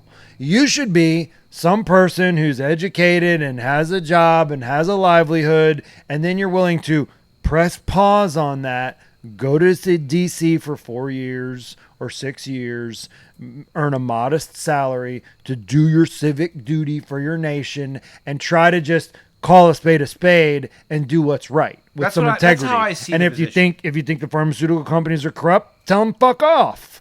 Because you're not trying to get reelected. You don't need them to finance your next campaign. And you're there to do your term and then go back home and go back to work and go back to your job. And that's really kind of how it's designed. That's what it's meant to be. Yeah. And even if you're the president, I mean, why do they put That's the sort of term like limits? Well, why do they only let the president be in there for 4 years or 8 years, but then they let these fucking senators and legislators judges. and judges John Roberts is there for the and professors? My kids are gonna be dead. I mean, what the fuck? That doesn't make any sense. You should go in there for a few years, do a good job, and then get the fuck out of there. Yeah. Like, it just doesn't make any sense. And because the longer you stay, the more you get entrenched, and the more it's likely that these lobbyists are going to get in your ear, and you have to, it's your livelihood. You got to stay on. You know, you've made that your career. And this is why people take steroids in sports, because they want to stay in their career. Exactly. And that was going to be my silky smooth, sexy segue, Steve. You're welcome. Let's get on to the sports topic. All right. Well, Well, I mean, steroids is such an easy way to start off, but I don't want to talk about steroids. But no, wrapping that up, I think you're right. I think term limits are important. You know, and you've been on fire tonight, and I totally think that that's another just home run for the listener out there to really understand. think about that sometime. Home you run. know? Thanks, Jeb. Home run. All right, home run. Jonron. That's how they spell it in Spanish. Home run. Home run. I love that. But anyways, okay, so sports. You want to talk about steroids? You want to talk about media in sports? You want to talk about where college sports is going to go? You want to talk about stadiums reopening? You want to talk about NBA basketball? Let's talk about something more broad than just like what do you think about stadiums? Where are stadiums in 1 month, 6 months, 1 year, 2 years, 5 years? Being in a packed environment, isolated with 30,000 people, the same air current. Are people going to fill up stadiums again? I mean, I have to think people want to go to NFL games. I agree. Like, Americans love the NFL. And if there's one thing that the NFL as an organization and that Goodell and those clowns want as like commissioner and people who run the league, they're dying for somebody from the CDC or the government or the media or somebody to say it's now safe to go gather in stadiums. And so they're going to be pushing. Do you think hard. the CDC will say it, or they'll only say it once there's a vaccine? I mean, this is interesting, right? Because if they stand to, so my thinking is, if you can tell people that they have to have the vaccine in order to travel, leave the country, or go back to big gatherings, then you've just required 350 million people to spend whatever $100 on your vaccine. So do the math, right? I mean, that's major bucks. Yeah. So you're not going to renege on that. Yeah, 35 billion every year. It's right because they're going to Yeah. tell you the antibodies don't last long enough. You're gonna Hell, need it every you might year. need it every 6 months just to be safe. And I mean, I think one of the reasons why you're seeing if you really want to play the conspiracy card, one of the reasons you could be seeing, they're talking about like these other mysterious illnesses and side effects. Like they're going to start trying to sell other things that could be like spin-off illnesses. Coronavirus booster. Yeah, like you might also want to think about the This is CV 2.0. Coronavirus because that shit's coming. Yeah, I mean, I don't know. I do think that it does seem kind of like a cash grab, but their cash grab is gonna be sort of screwed if they just say, all right, never mind. But it's this is cool. one of the funny things Go about- back to football stadiums. Go back to But normal this life. is one of the funny things about money again, right? And living in a democracy where we vote every day with our dollar. And like Charles and I used to argue all the time about money. Charles was more of a communist, and I've pretty much always kind of been a libertarian. And I'm just like, but every day you vote. When you go spend money, you're voting. And I think like this is when you're going to see like pharmaceutical companies. Well, you're about to headbutt the NFL, and they're the only organization in the world that's ever owned a day of the week. Like, you guys own fear? Well, these motherfuckers own Sunday. And so you're about to see, like, massive clashes. Yeah. Because I just saw the NBA, which is a fucking, halfway stinky fart in money compared to the NFL. I should be watching LeBron dunk on fucking. Oh, yeah, it should be the Zion NBA Williamson finals right now. Yeah. We'd be watching. Well, But not the I finals, saw but the NBA, like, they had a meeting with Silver. What's his name? The head of the NBA? Adam Silver. Adam Silver. Yeah. They had a meeting. Are you and an it was- NBA fan, Jeb? Not really. I just know some. It was very much like NBA players like wanted to bring basketball back some way or shape now, like not tomorrow, not next week, but now. And that was the message from the players union, and because they're probably not getting paid, and a lot of those guys are like minimum contracts and this and that. Like if I'm your None employer, of these teams are making money. if I'm your employer, and you're not working for me, you ain't getting paid. There might be some lawsuits later and this and that, but I'm holding my money. So the point being, Yeah, because you're not getting TV money. Yep. I mean, are the TV people paying on their contracts? Nope. I mean, nobody's paying anybody, right? Right. So you're about to see like a massive headbutt, right? Fauci's like, hey, Trump, we can't restart the economy until everyone buys one of these vaccines from my buddies over here at Pfizer. And Roger Goodell's like, the hell we can't. We're going to start it back up. And Trump's basically saying, well, I'm going to let the states decide. And so then the governor in Texas is going to be like, game on! And the governor in fucking, Washington State is going to be like, the Seahawks are going to stay home. And they'll be like, no, fuck, they ain't. You better get your ass out here. Yeah, I mean, it's so funny, right? So that's one of the things, too, that I think, and I guess it cuts both ways, and I guess it's good for the consumer in a way, like, and it's ironic, right? Like, who's going to really protect us from Fauci and all the bullshit? Russell Wilson better get out that locker room. Shout out North Carolina boy. Is like there's a lot, like, I mean, Netflix and HBO and all these news channels and stuff, they're loving it right now.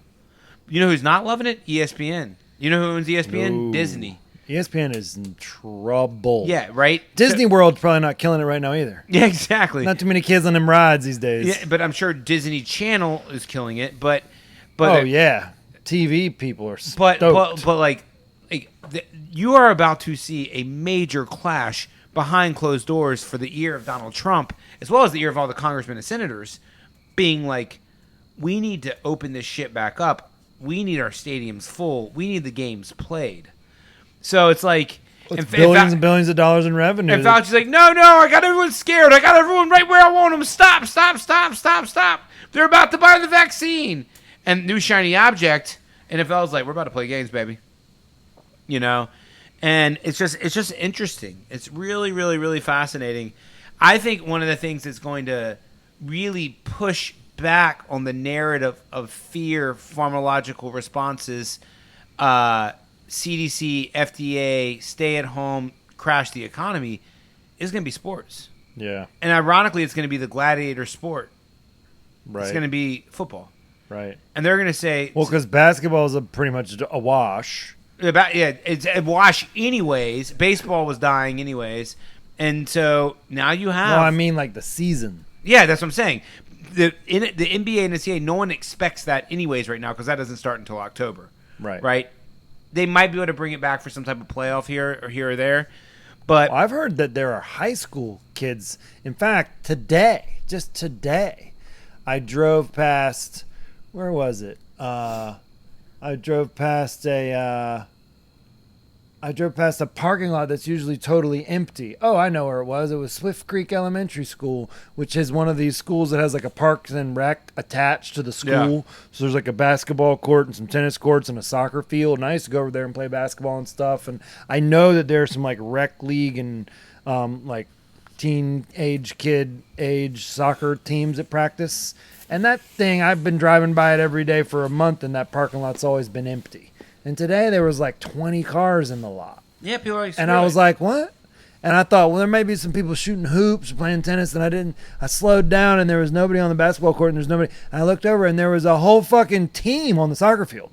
There was cones and a goalie and like all these people out, and I was like, they're having soccer practice. And I had read an article yesterday that and these looked like maybe like high school age. I don't know what age. And I had read an article that it was like high school teams are kind of chomping at the bit. Like high school kids want to like go to track and field or get out and have golf practice or the spring sports, women's soccer, whatever. And I was thinking, huh. And then today, sure as shit, I saw some kids out playing soccer. And I was like, how long are you going to keep high school and college age and young professional athletes tamped down when that's all they fucking want to do? And they've probably been training indoors somewhere for the last like 6 weeks, just dying to freaking get out there and play. Prior to being 23 and then 30 to 40, sports was literally my escape from life. Like prior to 23, yeah. I always had a ball, a glove, a bat in my hand. I was either on a wrestling mat, I was on a basketball court, I was on a football field, I was on a baseball field, I was on a tennis court, I was playing ping pong. Everything for me was sport. I could only imagine being like 16, 17, 18, or even college age when I was playing football up there, is being stuck, like not being able to play. Right. I can only imagine. And you could do that for a week Yeah. or two. But, I mean, now it's been, what, a month and a half? No, it's been longer than that. I mean, I think, what is it, May 15th? No, it's been over 2 months. Like, Trump shut down the economy March 13th. There's obviously been some, like, some states did it more than other states, and, like, there's 350 Well, million like, people. how in the long states. before Texas opens up high school football? Well, Texas has already opened back up, and I just actually talked to one of my doctor friends right before this podcast. He's a doctor up in Boston, went to Harvard, really smart guy, and he was saying that New York cases are declining drastically. And I asked him why. Is it herd immunity? Is it social distancing? What is it? And he's like, it's a combination of all of the above. Was that Dr. Chatterjee? Yeah. It's a combination of all of the above. And he's like, in Boston, it's slowing down where he is. He's like, in Boston, it's dropping drastically. You know, He's been working with homeless people. Yeah, he works with homeless. And their rates are declining? Everyone's declining across the board. Huh. But, if herd immunity really is 60 to 70%, and New York was at 20%, I think the last podcast a month ago when we did it, was it 20%? I don't know what the new serological data is out on May 15th, but I bet you they're at 30%. That's halfway to herd immunity. It means that, like, there's just not that, there used to be 20 million people you could affect in New York. Now there is 14 million people that can be affected in New York. Well, actually, that jibes with the two Bakersfield, California doctors who also got roundly denounced and got their videos taken down off YouTube and got told that they weren't being realistic and they were spreading misinformation. But they also, similarly to the woman who made the pandemic, Mikovits, and she actually had some footage of them in her documentary. One of the things that they said was they quoted CDC and WHO data from a lot of different places, and they talked about New York. And they talked about how there was 15 to 20%. This is a month ago, though. Yeah, a month Yeah, ago. yeah. Well, so now Yeah, it's going to be 30%. Yeah, exactly, or maybe more. But They were just looking at the plain numbers. But he also told me, my buddy, he's like, but Texas is about to spike. It's about to be like through the roof, as the virus sort of ramps up there, and they just sort of completely ignore social distancing and gathering. So it's just like, it's a catch-22. And I mean, I don't want to get too far off subject here, but that's another thing too, is like, this is one of my major problems in the United States, is like, what the rules should be in New York should never be what the rules are in Wyoming, which should never be what the rules are in North Carolina, or the rules are in California. Like, we're all so different. Right. They're like totally different countries. They're totally different countries. And like, so each state needs to do what's in their best interest. But I'm interested, like, do you think high school football will be played in the state of Texas this year? I would have to bet yes. In the fall? In the fall. Will there be a high school I think football? so. I think so too. And Will there be and I think some states will not have it. And I think those states will have a lot of pissed off kids and families. What states do you think would the state of New York have high school football this year? I mean, we started off talking about anxiety living in the future. Here we are talking about the future. Charles, give me a Xanax quickly. I'm just joking. I'm not too worried about high school football. I think there will be some states that don't have it. Will North Carolina have high school football this year? I think they will. I think they will too. I think that there's too many. I saw like a bunch of people like send me this photograph of a bunch of guys in a subway in downtown Raleigh. Like, one guy had like a rocket propelled grenade. He had like a bazooka. What? I gotta find these photographs. What? He had like a bazooka. Another guy had like an AMRAP 50 cal. Like all this crazy shit. And like In one of my Raleigh? friends sent it to me. It went viral. And here it is. Like this is Subway in downtown Raleigh. A woman with a mask on and an AR-15. What? It says, Trumpist Republicans ordering sandwiches at Subway in Raleigh. This guy, look at this 50 cal. Holy shit. Yeah, and this guy, he's got a bazooka. Why? That's Subway in Raleigh. Well, no, they're going out to the rallies. hell? They're going to rallies and they're expressing their freedom to carry weapons, and they have that right to do that. And one of my How does he have a right to carry a bazooka? Yeah, no. Well, you have the right to bear arms, and All right. Bear my arms. Arms are bare. but my buddy, who's in Bolivia, the country of Bolivia, not Bolivia, North Carolina, but the country of Bolivia. He sent me those photographs, and he's been in lockdown for 2 months, hasn't left his house, military ruled lockdown. And I go, Mariano? yeah, Mariano. And I go, Mariano, people laugh at us all the time, and like, oh, look at these fucking clowns. But you want to see why we're not in lockdown? Tell those guys they can't play high school football. This motherfucker's got a rocket propelled grenade. Right. Like, they see. Well, you made a really good point, Steve. You were like, so let's get this straight. They're going to tell that guy that he can't leave his house and go to work or go to the local football game. And then he says, fuck, hell no. And he comes out in his driveway with his bazooka and his rocket grenade launcher, and he's like, I'm going to go to work, and I'm going to go have football practice. I'm the coach.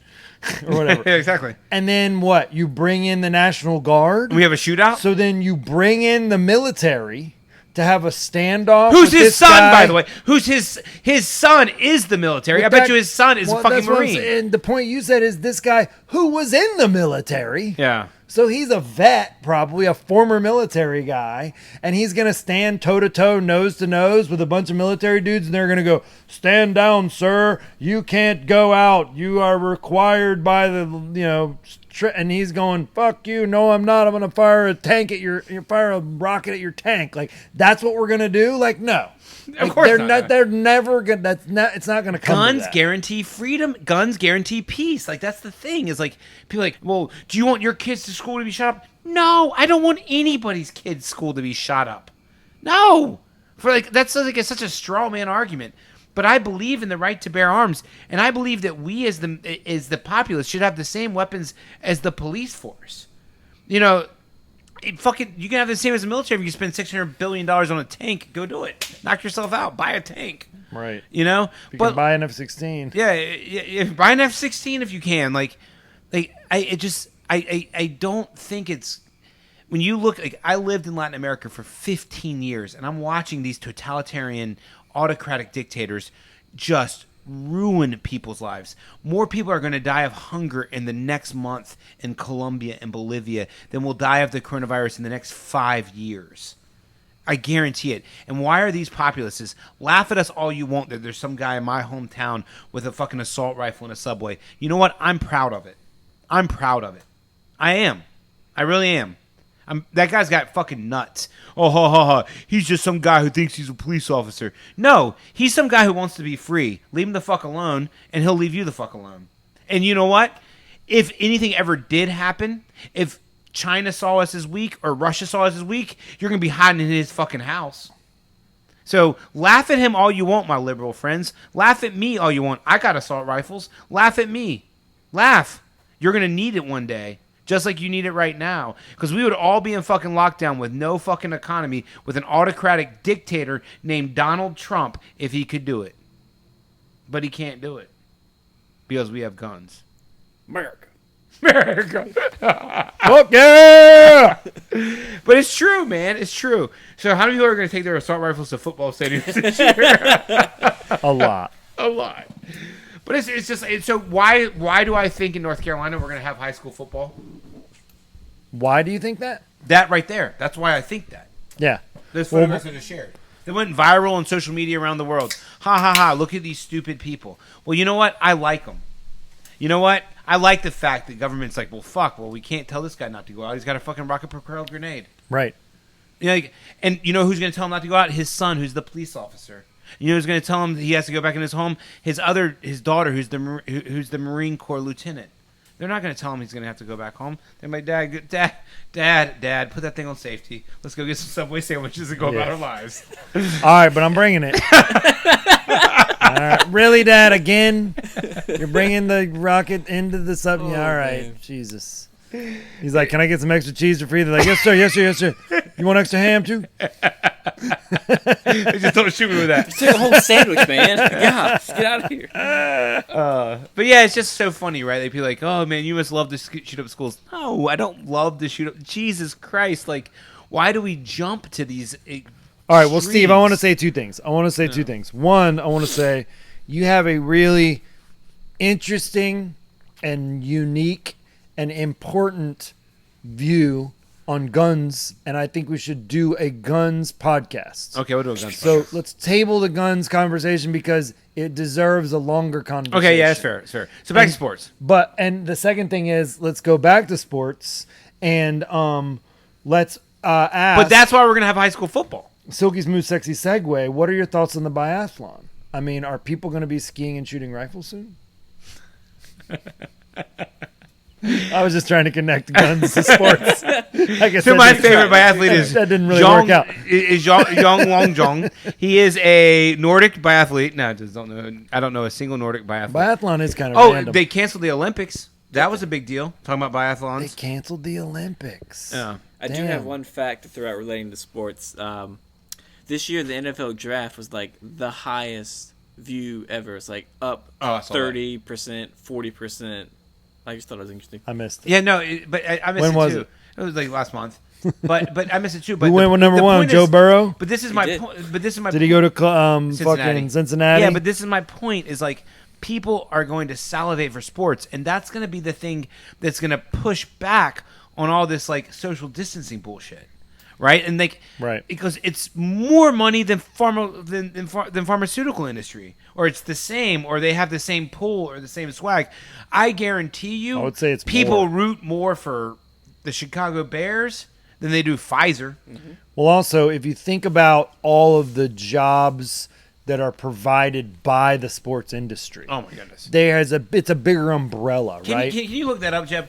Just try to find some stats on how many people are employed by sports. Like that's the high school football coach, that's the soda vendor at the football game, that's the minor league baseball player, that's the United That's States the guy with women's the volleyball shop coach. that sells merchandise Yeah. on Franklin Street. Yeah, that's the guy who sells the merchandise. That's the guy who makes the Louisville Slugger baseball bat. The guy that drives It the commuter has- bus from the parking lot It's to got the to be stadium. tens of millions of people. Tens of And- millions of people whose jobs are linked to sports. Directly linked. They are a huge part of our economy. Pharmaceuticals make money. They're a sector of our economy. But sports are like a giant like chunk. Right. I guarantee you sports employ more people than pharmaceutical industry. Guarantee you. I bet it's 10 times more. I bet 100 times more. Like My pharmaceutical. wife bartends part-time at the local hockey arena, the Yeah. Hurricanes, and I went to one of the parties with her, and the guy got up there and said, you know, it takes 1,200 people to put on a hockey game every night. Yeah. And that struck me, and I was like, damn, 1,200 people just to do one game for one night. Right. Parking, security, you know, concessions, bar. And then I was like thinking, and then what about like all the events that are going on tonight all over America? And then what about every night? And then what about all the other ancillary services and jobs that are related to? Right. And that was just some little, I mean, we're kind of a little rinky dink hockey. I mean, we're not like a big No, time we're not. NFL franchise or No, something. not even close. And then you like, what about all the kids who are buying little skates to go play hockey and the little junior league hockey coaches because Not they to saw mention it. all the TV revenue. Yeah, exactly. So the pharmaceutical companies have a challenge on their hands, right? Like their goal is to scare the shit out of you and sell you a pill. But America's goal is to go be entertained and participate in sports And not think about coronavirus. and not think about coronavirus. And so you're about to see a massive clash. Because I guarantee you that, you know, Adam Silver and Roger Goodell hate Fauci. And they're just like, dude, stop putting all this fear out there. Let us go play sports. And of course, they can't say that, right? They have to play like I watched the UFC last night. They had Wednesday night fights, and I watched the UFC last night. They're still fighting? Yeah, they just did their second event, and the thing was like they had like a bunch of ESPN commercials that were like, "Sports will come back, stay safe." Like they're saying the right thing, but it's only 2 months in. Wait till like 6 months in, and they're all laid off. They won't be saying that any longer. So it's not going to get to that, right? Like these announcers, these media people, these sports teams, anyone like you said, ancillary to major sports in the United States, and I'm talking football, basketball, baseball, soccer, hockey, martial arts. They're going to demand the sport to come back before it gets to that. Yeah. You know, and I hope it does. I hope it does. Who do you think is going to win the NBA Finals if the NBA comes back? You think the NBA is going to come back this year? That's what they're saying. They're going to do a playoff. Oh, really? They're trying. They're trying. That's awesome. Well, couldn't they just test every player? Are they Yeah. going to do it to an empty stadium? Well, that's what the UFC is doing, right? They're like the UFC is testing everyone daily. But are they going to do it to an empty stadium? Yeah, they're gonna have like Las Vegas, and they're just gonna run like 3 games a day, and they're just gonna it's gonna be like a high school tournament. But that won't really be the playoffs if you don't have the pressure of the crowd. Right. Yeah. I mean, well, it's gonna be completely different. That'll Like, be weird, huh? It'll be like the Big 3 tournament. yeah. I mean, I don't know if they're gonna bring it back. I mean, it's already May 14th. You know, the NBA Finals is normally the first, second week of June, right? They'd already be into the second or third round by now. Yeah. It starts in April. Yeah, I just don't see them like. And then don't forget, like, if maybe you just focus all your energy on October, and this is just the season that's forgot. But then it's like all these guys lose a year. Like LeBron was going to try to get it one more ring. You know, he's 38 or whatever. Well, then next time, LeBron, why don't you use your platform to tell everyone the truth about shit and just say the coronavirus was a joke? Well, that's true. And also, he hasn't had to play, so his body's been resting. Yeah. I don't know if I can't really find a good figure. I think Europe had 1.4 billion, and America some had 456,000 jobs. It's got to be more than that. gotta be Yeah, like I more said, I than haven't that. found the right figure. Yeah, That's especially when what I you're talking ancillary, you know. Maybe somebody hasn't compiled it all. Yeah, I bet there's 456,000 jobs just related to the NFL. Because it says 456 with an average salary of 39,000. So they're not counting like the parking attendant, the food vendor. Part-time is definitely more.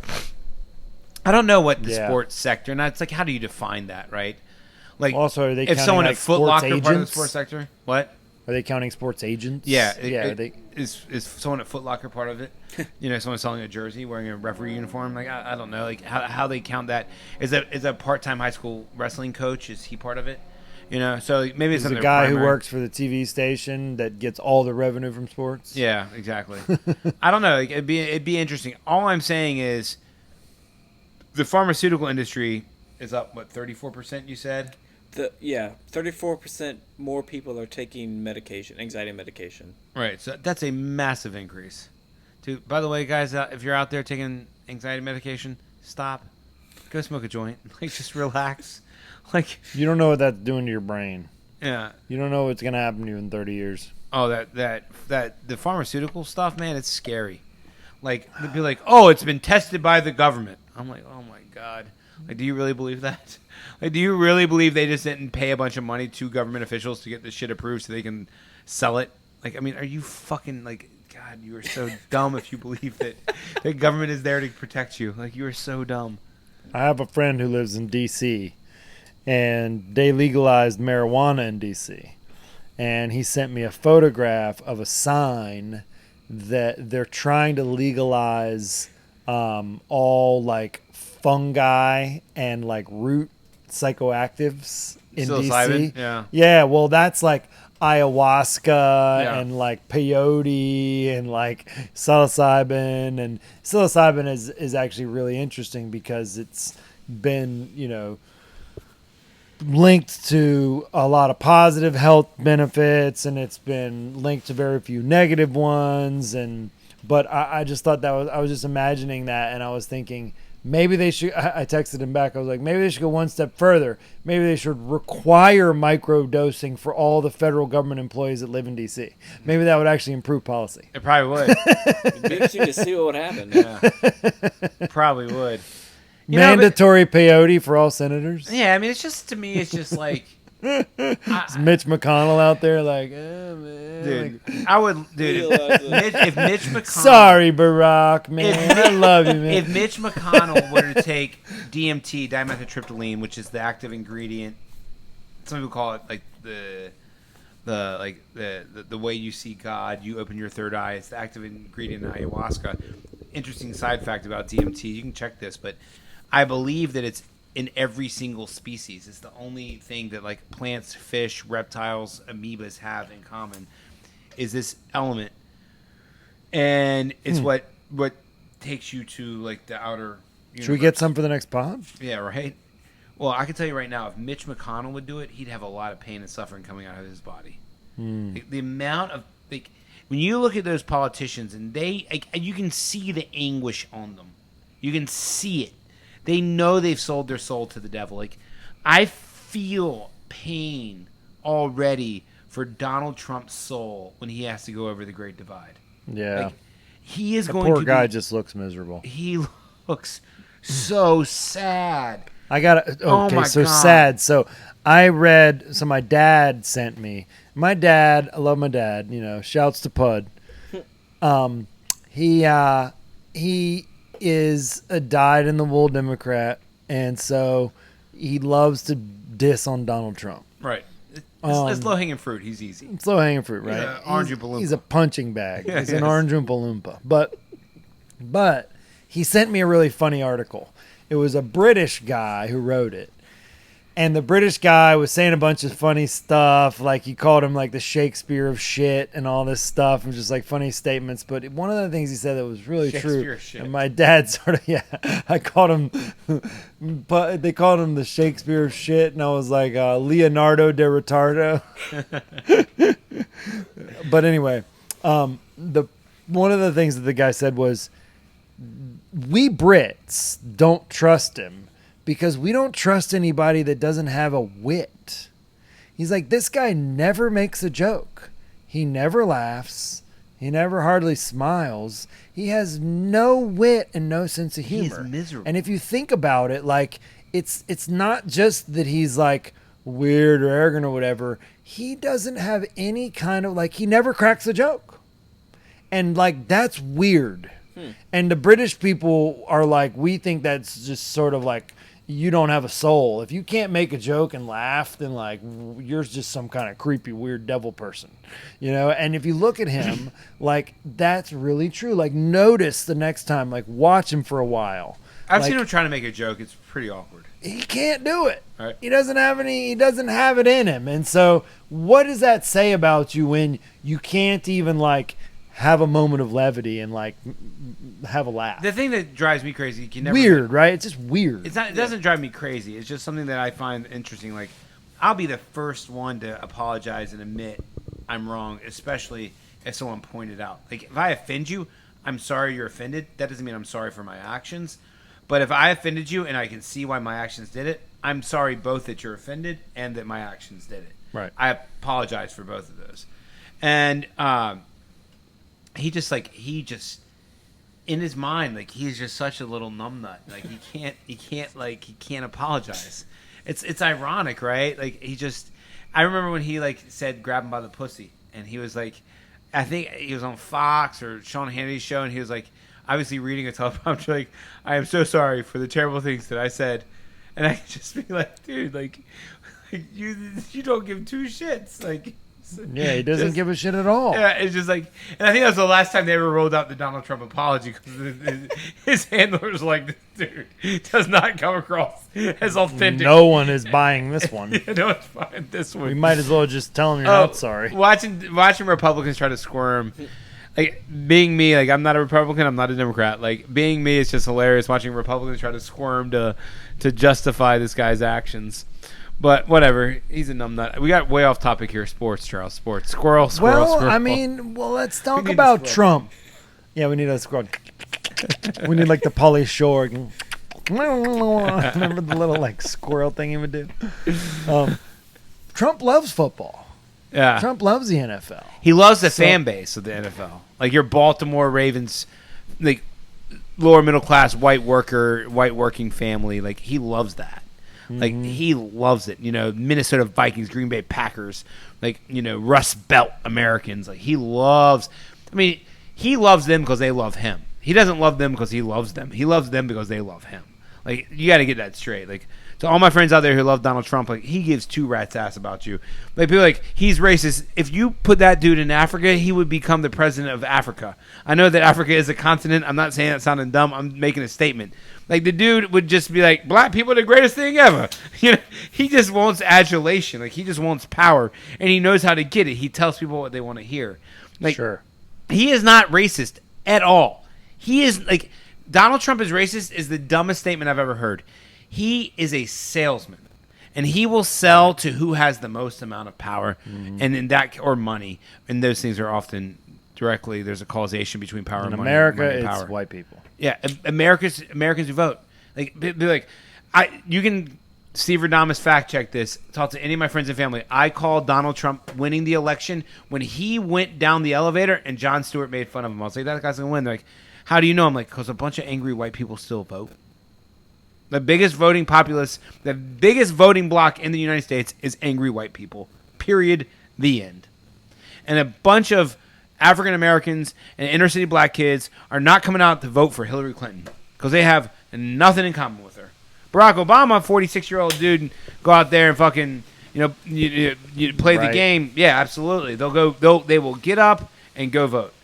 But you know what Donald Trump can do is he can rile up a bunch of angry white people. He can do it. He can do it very, very fucking well. But he does love sports. But he doesn't love sports in the sense like he's like an avid follower and he can tell you about like the '83 Wolfpack. Like he loves sports in the sense like he's going to relate to sports if that means he gets power. Like he tried to start the XFL or something, right? Didn't he try to start the? They did do that. I don't know. Yeah. Did he do that? Yeah. Did he have He involvement? tried. I heard he hates the NFL so much because he tried to buy the Buffalo Bills. And they wouldn't let him. They wouldn't let him. If they won't let you be an owner in the NFL, And these are like, that's pretty bad. Yeah, these are like because some pretty- of these guys are like major assholes. dude, look at these. Not some of them. Look at all of them. I mean, they've run off a lot of the bad owners in the NBA. Yeah. The Donald those Clippers, Sterlings yeah. and stuff. I mean, there's still one or two, but there are some really shady characters in the NFL. Well, it's just like The like, Tepper guy is all right. yeah. I mean, that's the Panthers, baby. You never tell bad about the Panthers. But he's like on the progressive end of the spectrum. Yeah, he is on the progressive end of the spectrum. But like, it's crazy to me the whole thing. Like, and this is now I'm gonna run with this though. Like to get back on the sports topic, I am running with the fact that sports are gonna reopen America. Like just like Yeah. the NFL is gonna be like, we own Sunday and we keep owning Sunday. We got a mortgage. Also- We got a mortgage on that day of the week. People love college football. Yeah, that's powerful. I mean, too. usually, I mean, as a Tar Heel fan, I've grown up a Tar Heel fan, and it's been difficult not having Carolina basketball. Although we were having a shit year, so it's kind of a bailout for us, really. Like with the Cole Anthony debacle, he was hurt and we weren't doing well. But March Madness was canceled. Yeah. College basketball was really just sort of shot. Duke was sort of shot, and actually, I saw Zion Williamson is in some hot water. Speaking of Duke, What'd he do? did you see about this? They're making him come out and admit that they gave money to his family and stuff when he was in school. Oh, I mean, Which I was like, wait, what? Really? yeah. No, wait, hold on. Zion Williamson didn't just go to Duke because he wanted to? Pharmaceutical companies sell you pills that you don't need? That's No. impossible to believe. Yeah, never. Not Coach K. Not Coach K. A private institution that doesn't have to report what they do to the state? I'm sure they probably just like gave him some sneakers and like gave him a smack on the butt and said, get out there and try hard, Zion. Yeah. Jeez. Anyway. What do you think is more corrupt, Duke basketball or pharmaceutical companies? I would say pharmaceutical reps who are also boosters at Duke basketball. It's probably like the ultimate crossroads of corruption. Like, and you know what's funny is like people are laughing at us, but like everyone knows Duke basketball. Like, it's right next to what? It's right next to the Research Triangle Park. What's in the Research Triangle Park? Like 3 of the 5 largest pharmaceutical companies in the world. GlaxoSmithKline. Pfizer. Yeah. You saw the Purdue. Was it Purdue? I think is who made OxyContin. Look that up. They're out of North Carolina too. Like people don't understand. Like Charles and I run the risk of being shot talking bad about pharmaceutical companies. Yeah, seriously. Like no, these guys have power in the state we are in. Good God Almighty, these dudes got paper. GSK got major paper. Yeah. But so what I was going to try to say was, around these parts, it's Duke, it's Carolina, it's ACC ball, it's March Madness. But when that runs out, when that's done, which is always by early April, then what Tar Heel people start doing is they start frivolously, fruitlessly talking to each other about who's getting recruited for football next year. Right. And by summer, that shit starts heating up. And it always cracks me up because Carolina ain't never going to be competitive in football. Not when you have Alabama. and Nor Clemson. will Duke. But now we have Clemson in the ACC. And so everybody thinks that maybe if Clemson can do what they've done, then maybe we can. Maybe NC State can do it. Maybe Carolina. No, you can't. Yeah, exactly. Well, I mean, that's the whole thing about money in sports, right? Like, and I think it's only going to get worse now that you can pay athletes, right? Like, what's to stop? And this is like my argument that like Harvard might be the next best college football team. Like, what's to stop Facebook paying Harvard or the best football players in America to go to Harvard? You know, Right. Because they just say, hey, we'll make you a Facebook spokesperson, $5 million a year, but you got to go to Harvard. Okay, sure. You know, Zion Williamson starting power forward for the Harvard University basketball team. exactly. Like, what's to stop that, right? Well, part of the problem would be, well, we're gonna get into the weeds a little bit with college basketball, but I want to point out something with the sort of pay to play era, which has been going on for a while. With Kentucky and Duke and North Carolina has been what's been implied in North Carolina is kind of funny. They basically just had like fake classes, but I'm sure they probably also gave money. Of course and I'm they sure did. all of these schools provide something. I'm a graduate of UNC. I'm sure they did. There's no doubt in my mind. I'm sure all of these schools. And I don't think when Zion Williamson has 200 schools offering him a scholarship.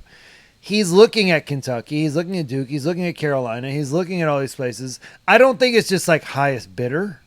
I think it's also like my mom likes Coach K. And Yeah, of course. there's a bunch of other good players But is going it my mom there. likes Coach K because Coach K gave my mom money? Well, I think it's my mom likes Coach K because Coach K talked a good game. Coach K had brought Jeff Capel along, who convinced her that she was going to look after him and not let him get in too many trouble and have too many baby mamas. And they convinced him that the food was really good when they brought him on his trip to the cafeteria. And he met a lot of cute girls when he was on his trip. And there's going to be 5 other 5-star blue chip recruits coming there, so they're going to win a championship. I think it's all of these things. I think all of these things go into the there's, decision. like, multiple and things then you towards. got Roy Williams over here jockeying, trying to, well, my briefcase only has 40 grand in it, but, you know, we got fucking Sean May over here, and he's going to take him out to the club. And, like, you know, I mean, they're all jockeying, right? Like, I can only imagine all the different things that go on, right? And it's Zion's probably about to go to Carolina, and then he's about to go to Kentucky, and then he's definitely going to Duke, and then tomorrow he's going to Louisville. And he's probably like, you know, it's probably, but at the end of the day, Coach K gets most of these guys because he gets them. Like Zion wants to go there because RJ's going there. Yeah, You know, yeah, and then they're yeah, like, yeah. we're going to team up, and then we're going to fucking dominate, and then we're going to win the championship. And so, But John Morant was like his best friend, and he went to Memphis. but the problem with Ja, he went to Murray State, Yeah. so they thought he was too little. He didn't have the hype. They did play on the AAU team together. He is going to be a ridiculous NBA player. He was really good this year, and he was underrated. But I love that dude. By the way. But coming out of high school, yeah, he's awesome. But Zion Williams would like eat him for like a chicken wing. Like, Yeah, I mean, Zion Williamson, like, Sorry, Ja. accidentally, He tastes good. when they were on the AAU team together, one time Zion accidentally slam dunked him instead of the ball. So it was like, Sorry, Ja. By the way, Ja, I love you, man. Ja, you are the man. Yeah, you really are the man, bro. You have springs for legs. Yeah, man. it's amazing, He's the but- closest thing I've seen to Allen Iverson since Allen Iverson. That's true. Straight up, honestly, because Yeah. they're about the same size and same height, and he can spring like that. But so But anyway, Zion would eat you for lunch. yeah.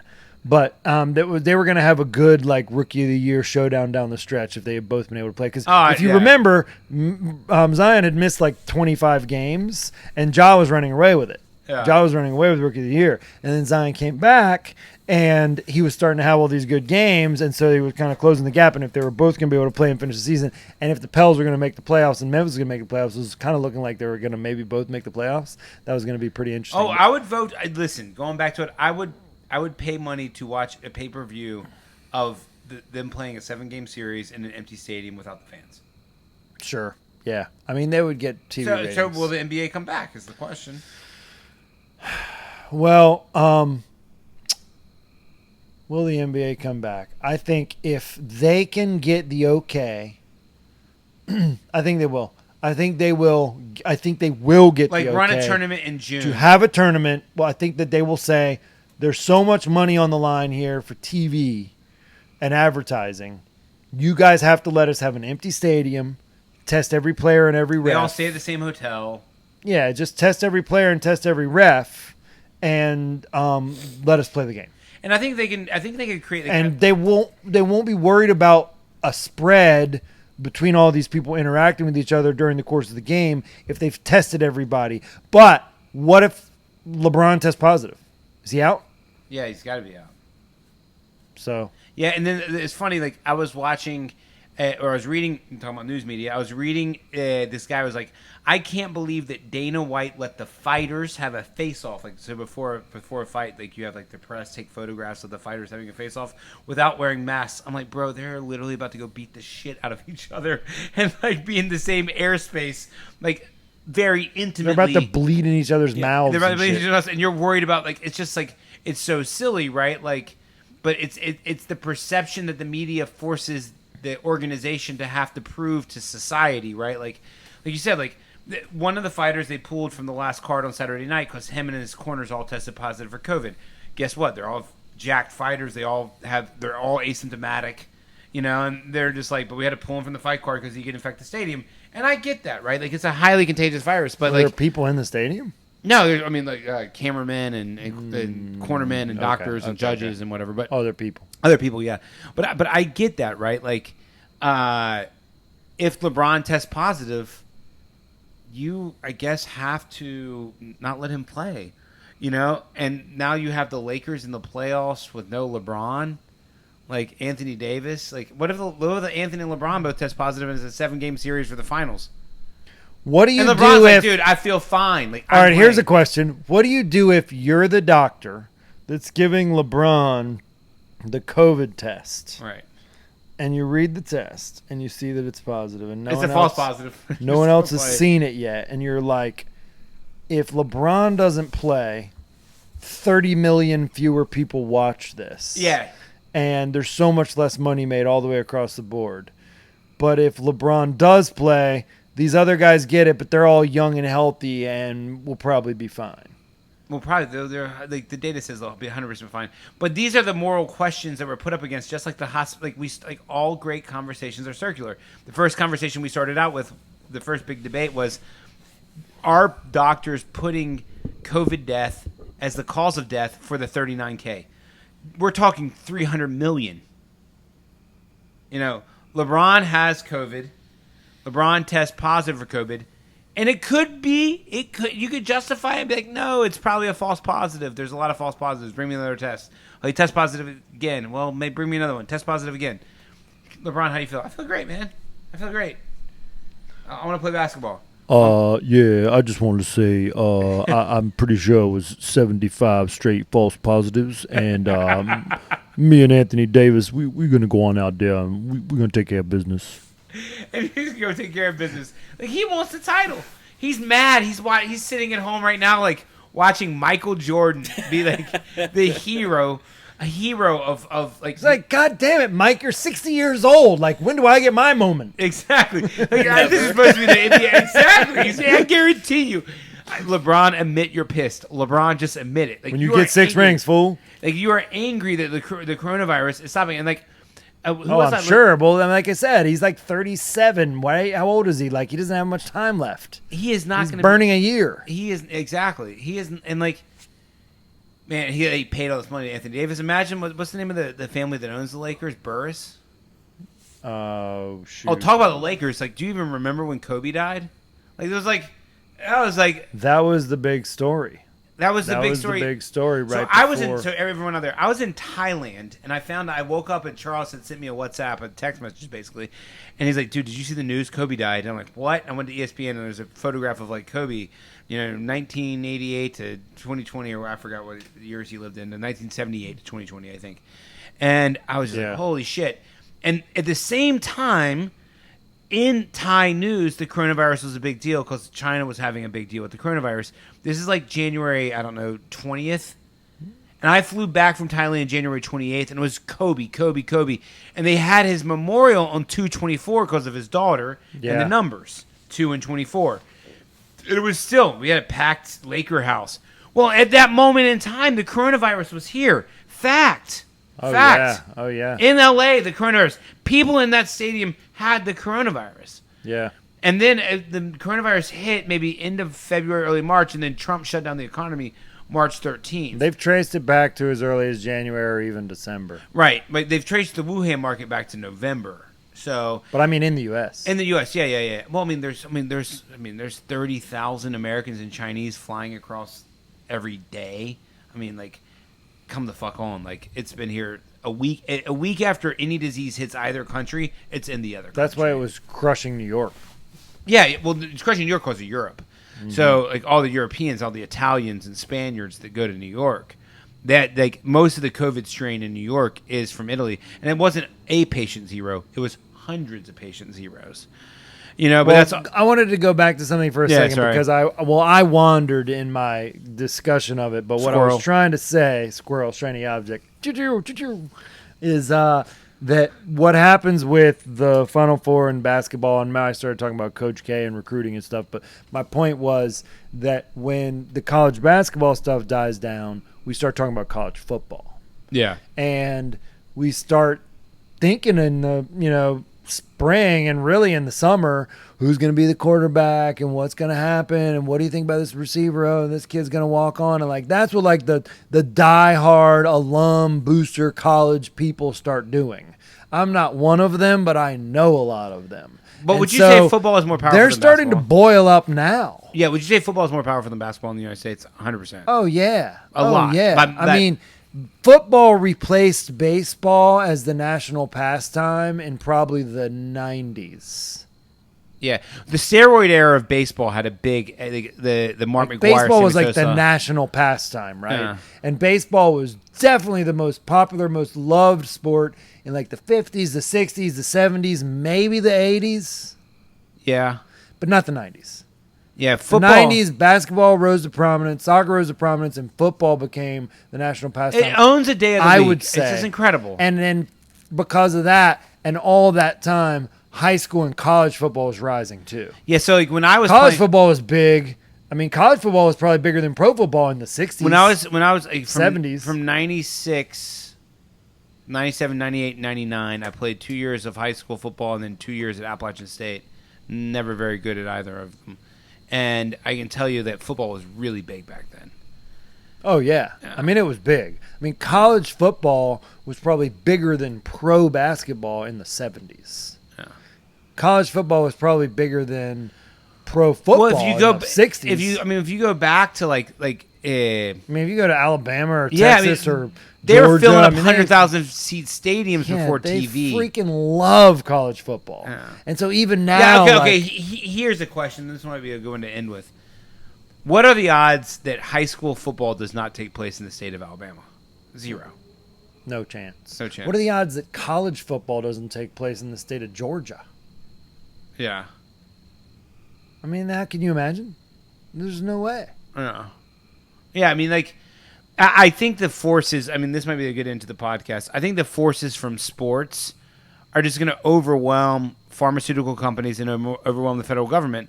And it's democracy speaking. It's a really big check. You heard it here first, folks. You heard it here first. Sports and Americans' desire to have football. And also, what does sports represent?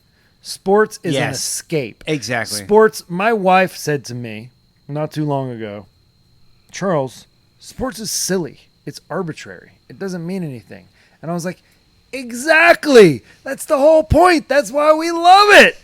Because it's arbitrary and it doesn't mean anything. I don't want to worry about my taxes or my job for a while. I just want to go watch Brett Favre get sacked. Yeah. I just want to go cheer for a guy that I don't know, who I might never meet, whose life will never really affect my life, except for he's pretty good at putting that ball in that place. And I want to go yell for him to put the ball in the place 3 hours, and not let the other guy put the ball in the other place. And for 3 hours. Yeah, let's do this. And for 3 hours on Sunday, I'm not a father. I'm not an employee. I'm not a business owner. I'm not a husband. I'm a fan. I'm a fan. And also it's deeper because I'm connecting to things that I loved when I was a kid.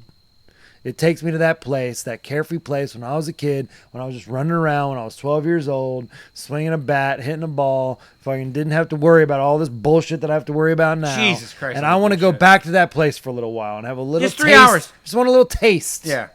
And don't take that away from me.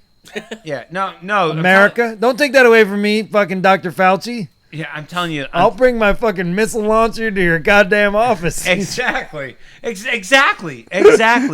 And you know what? So all great conversations are circular. I've just now seen my second plane fly by. America's starting to open back up. Thank fucking God.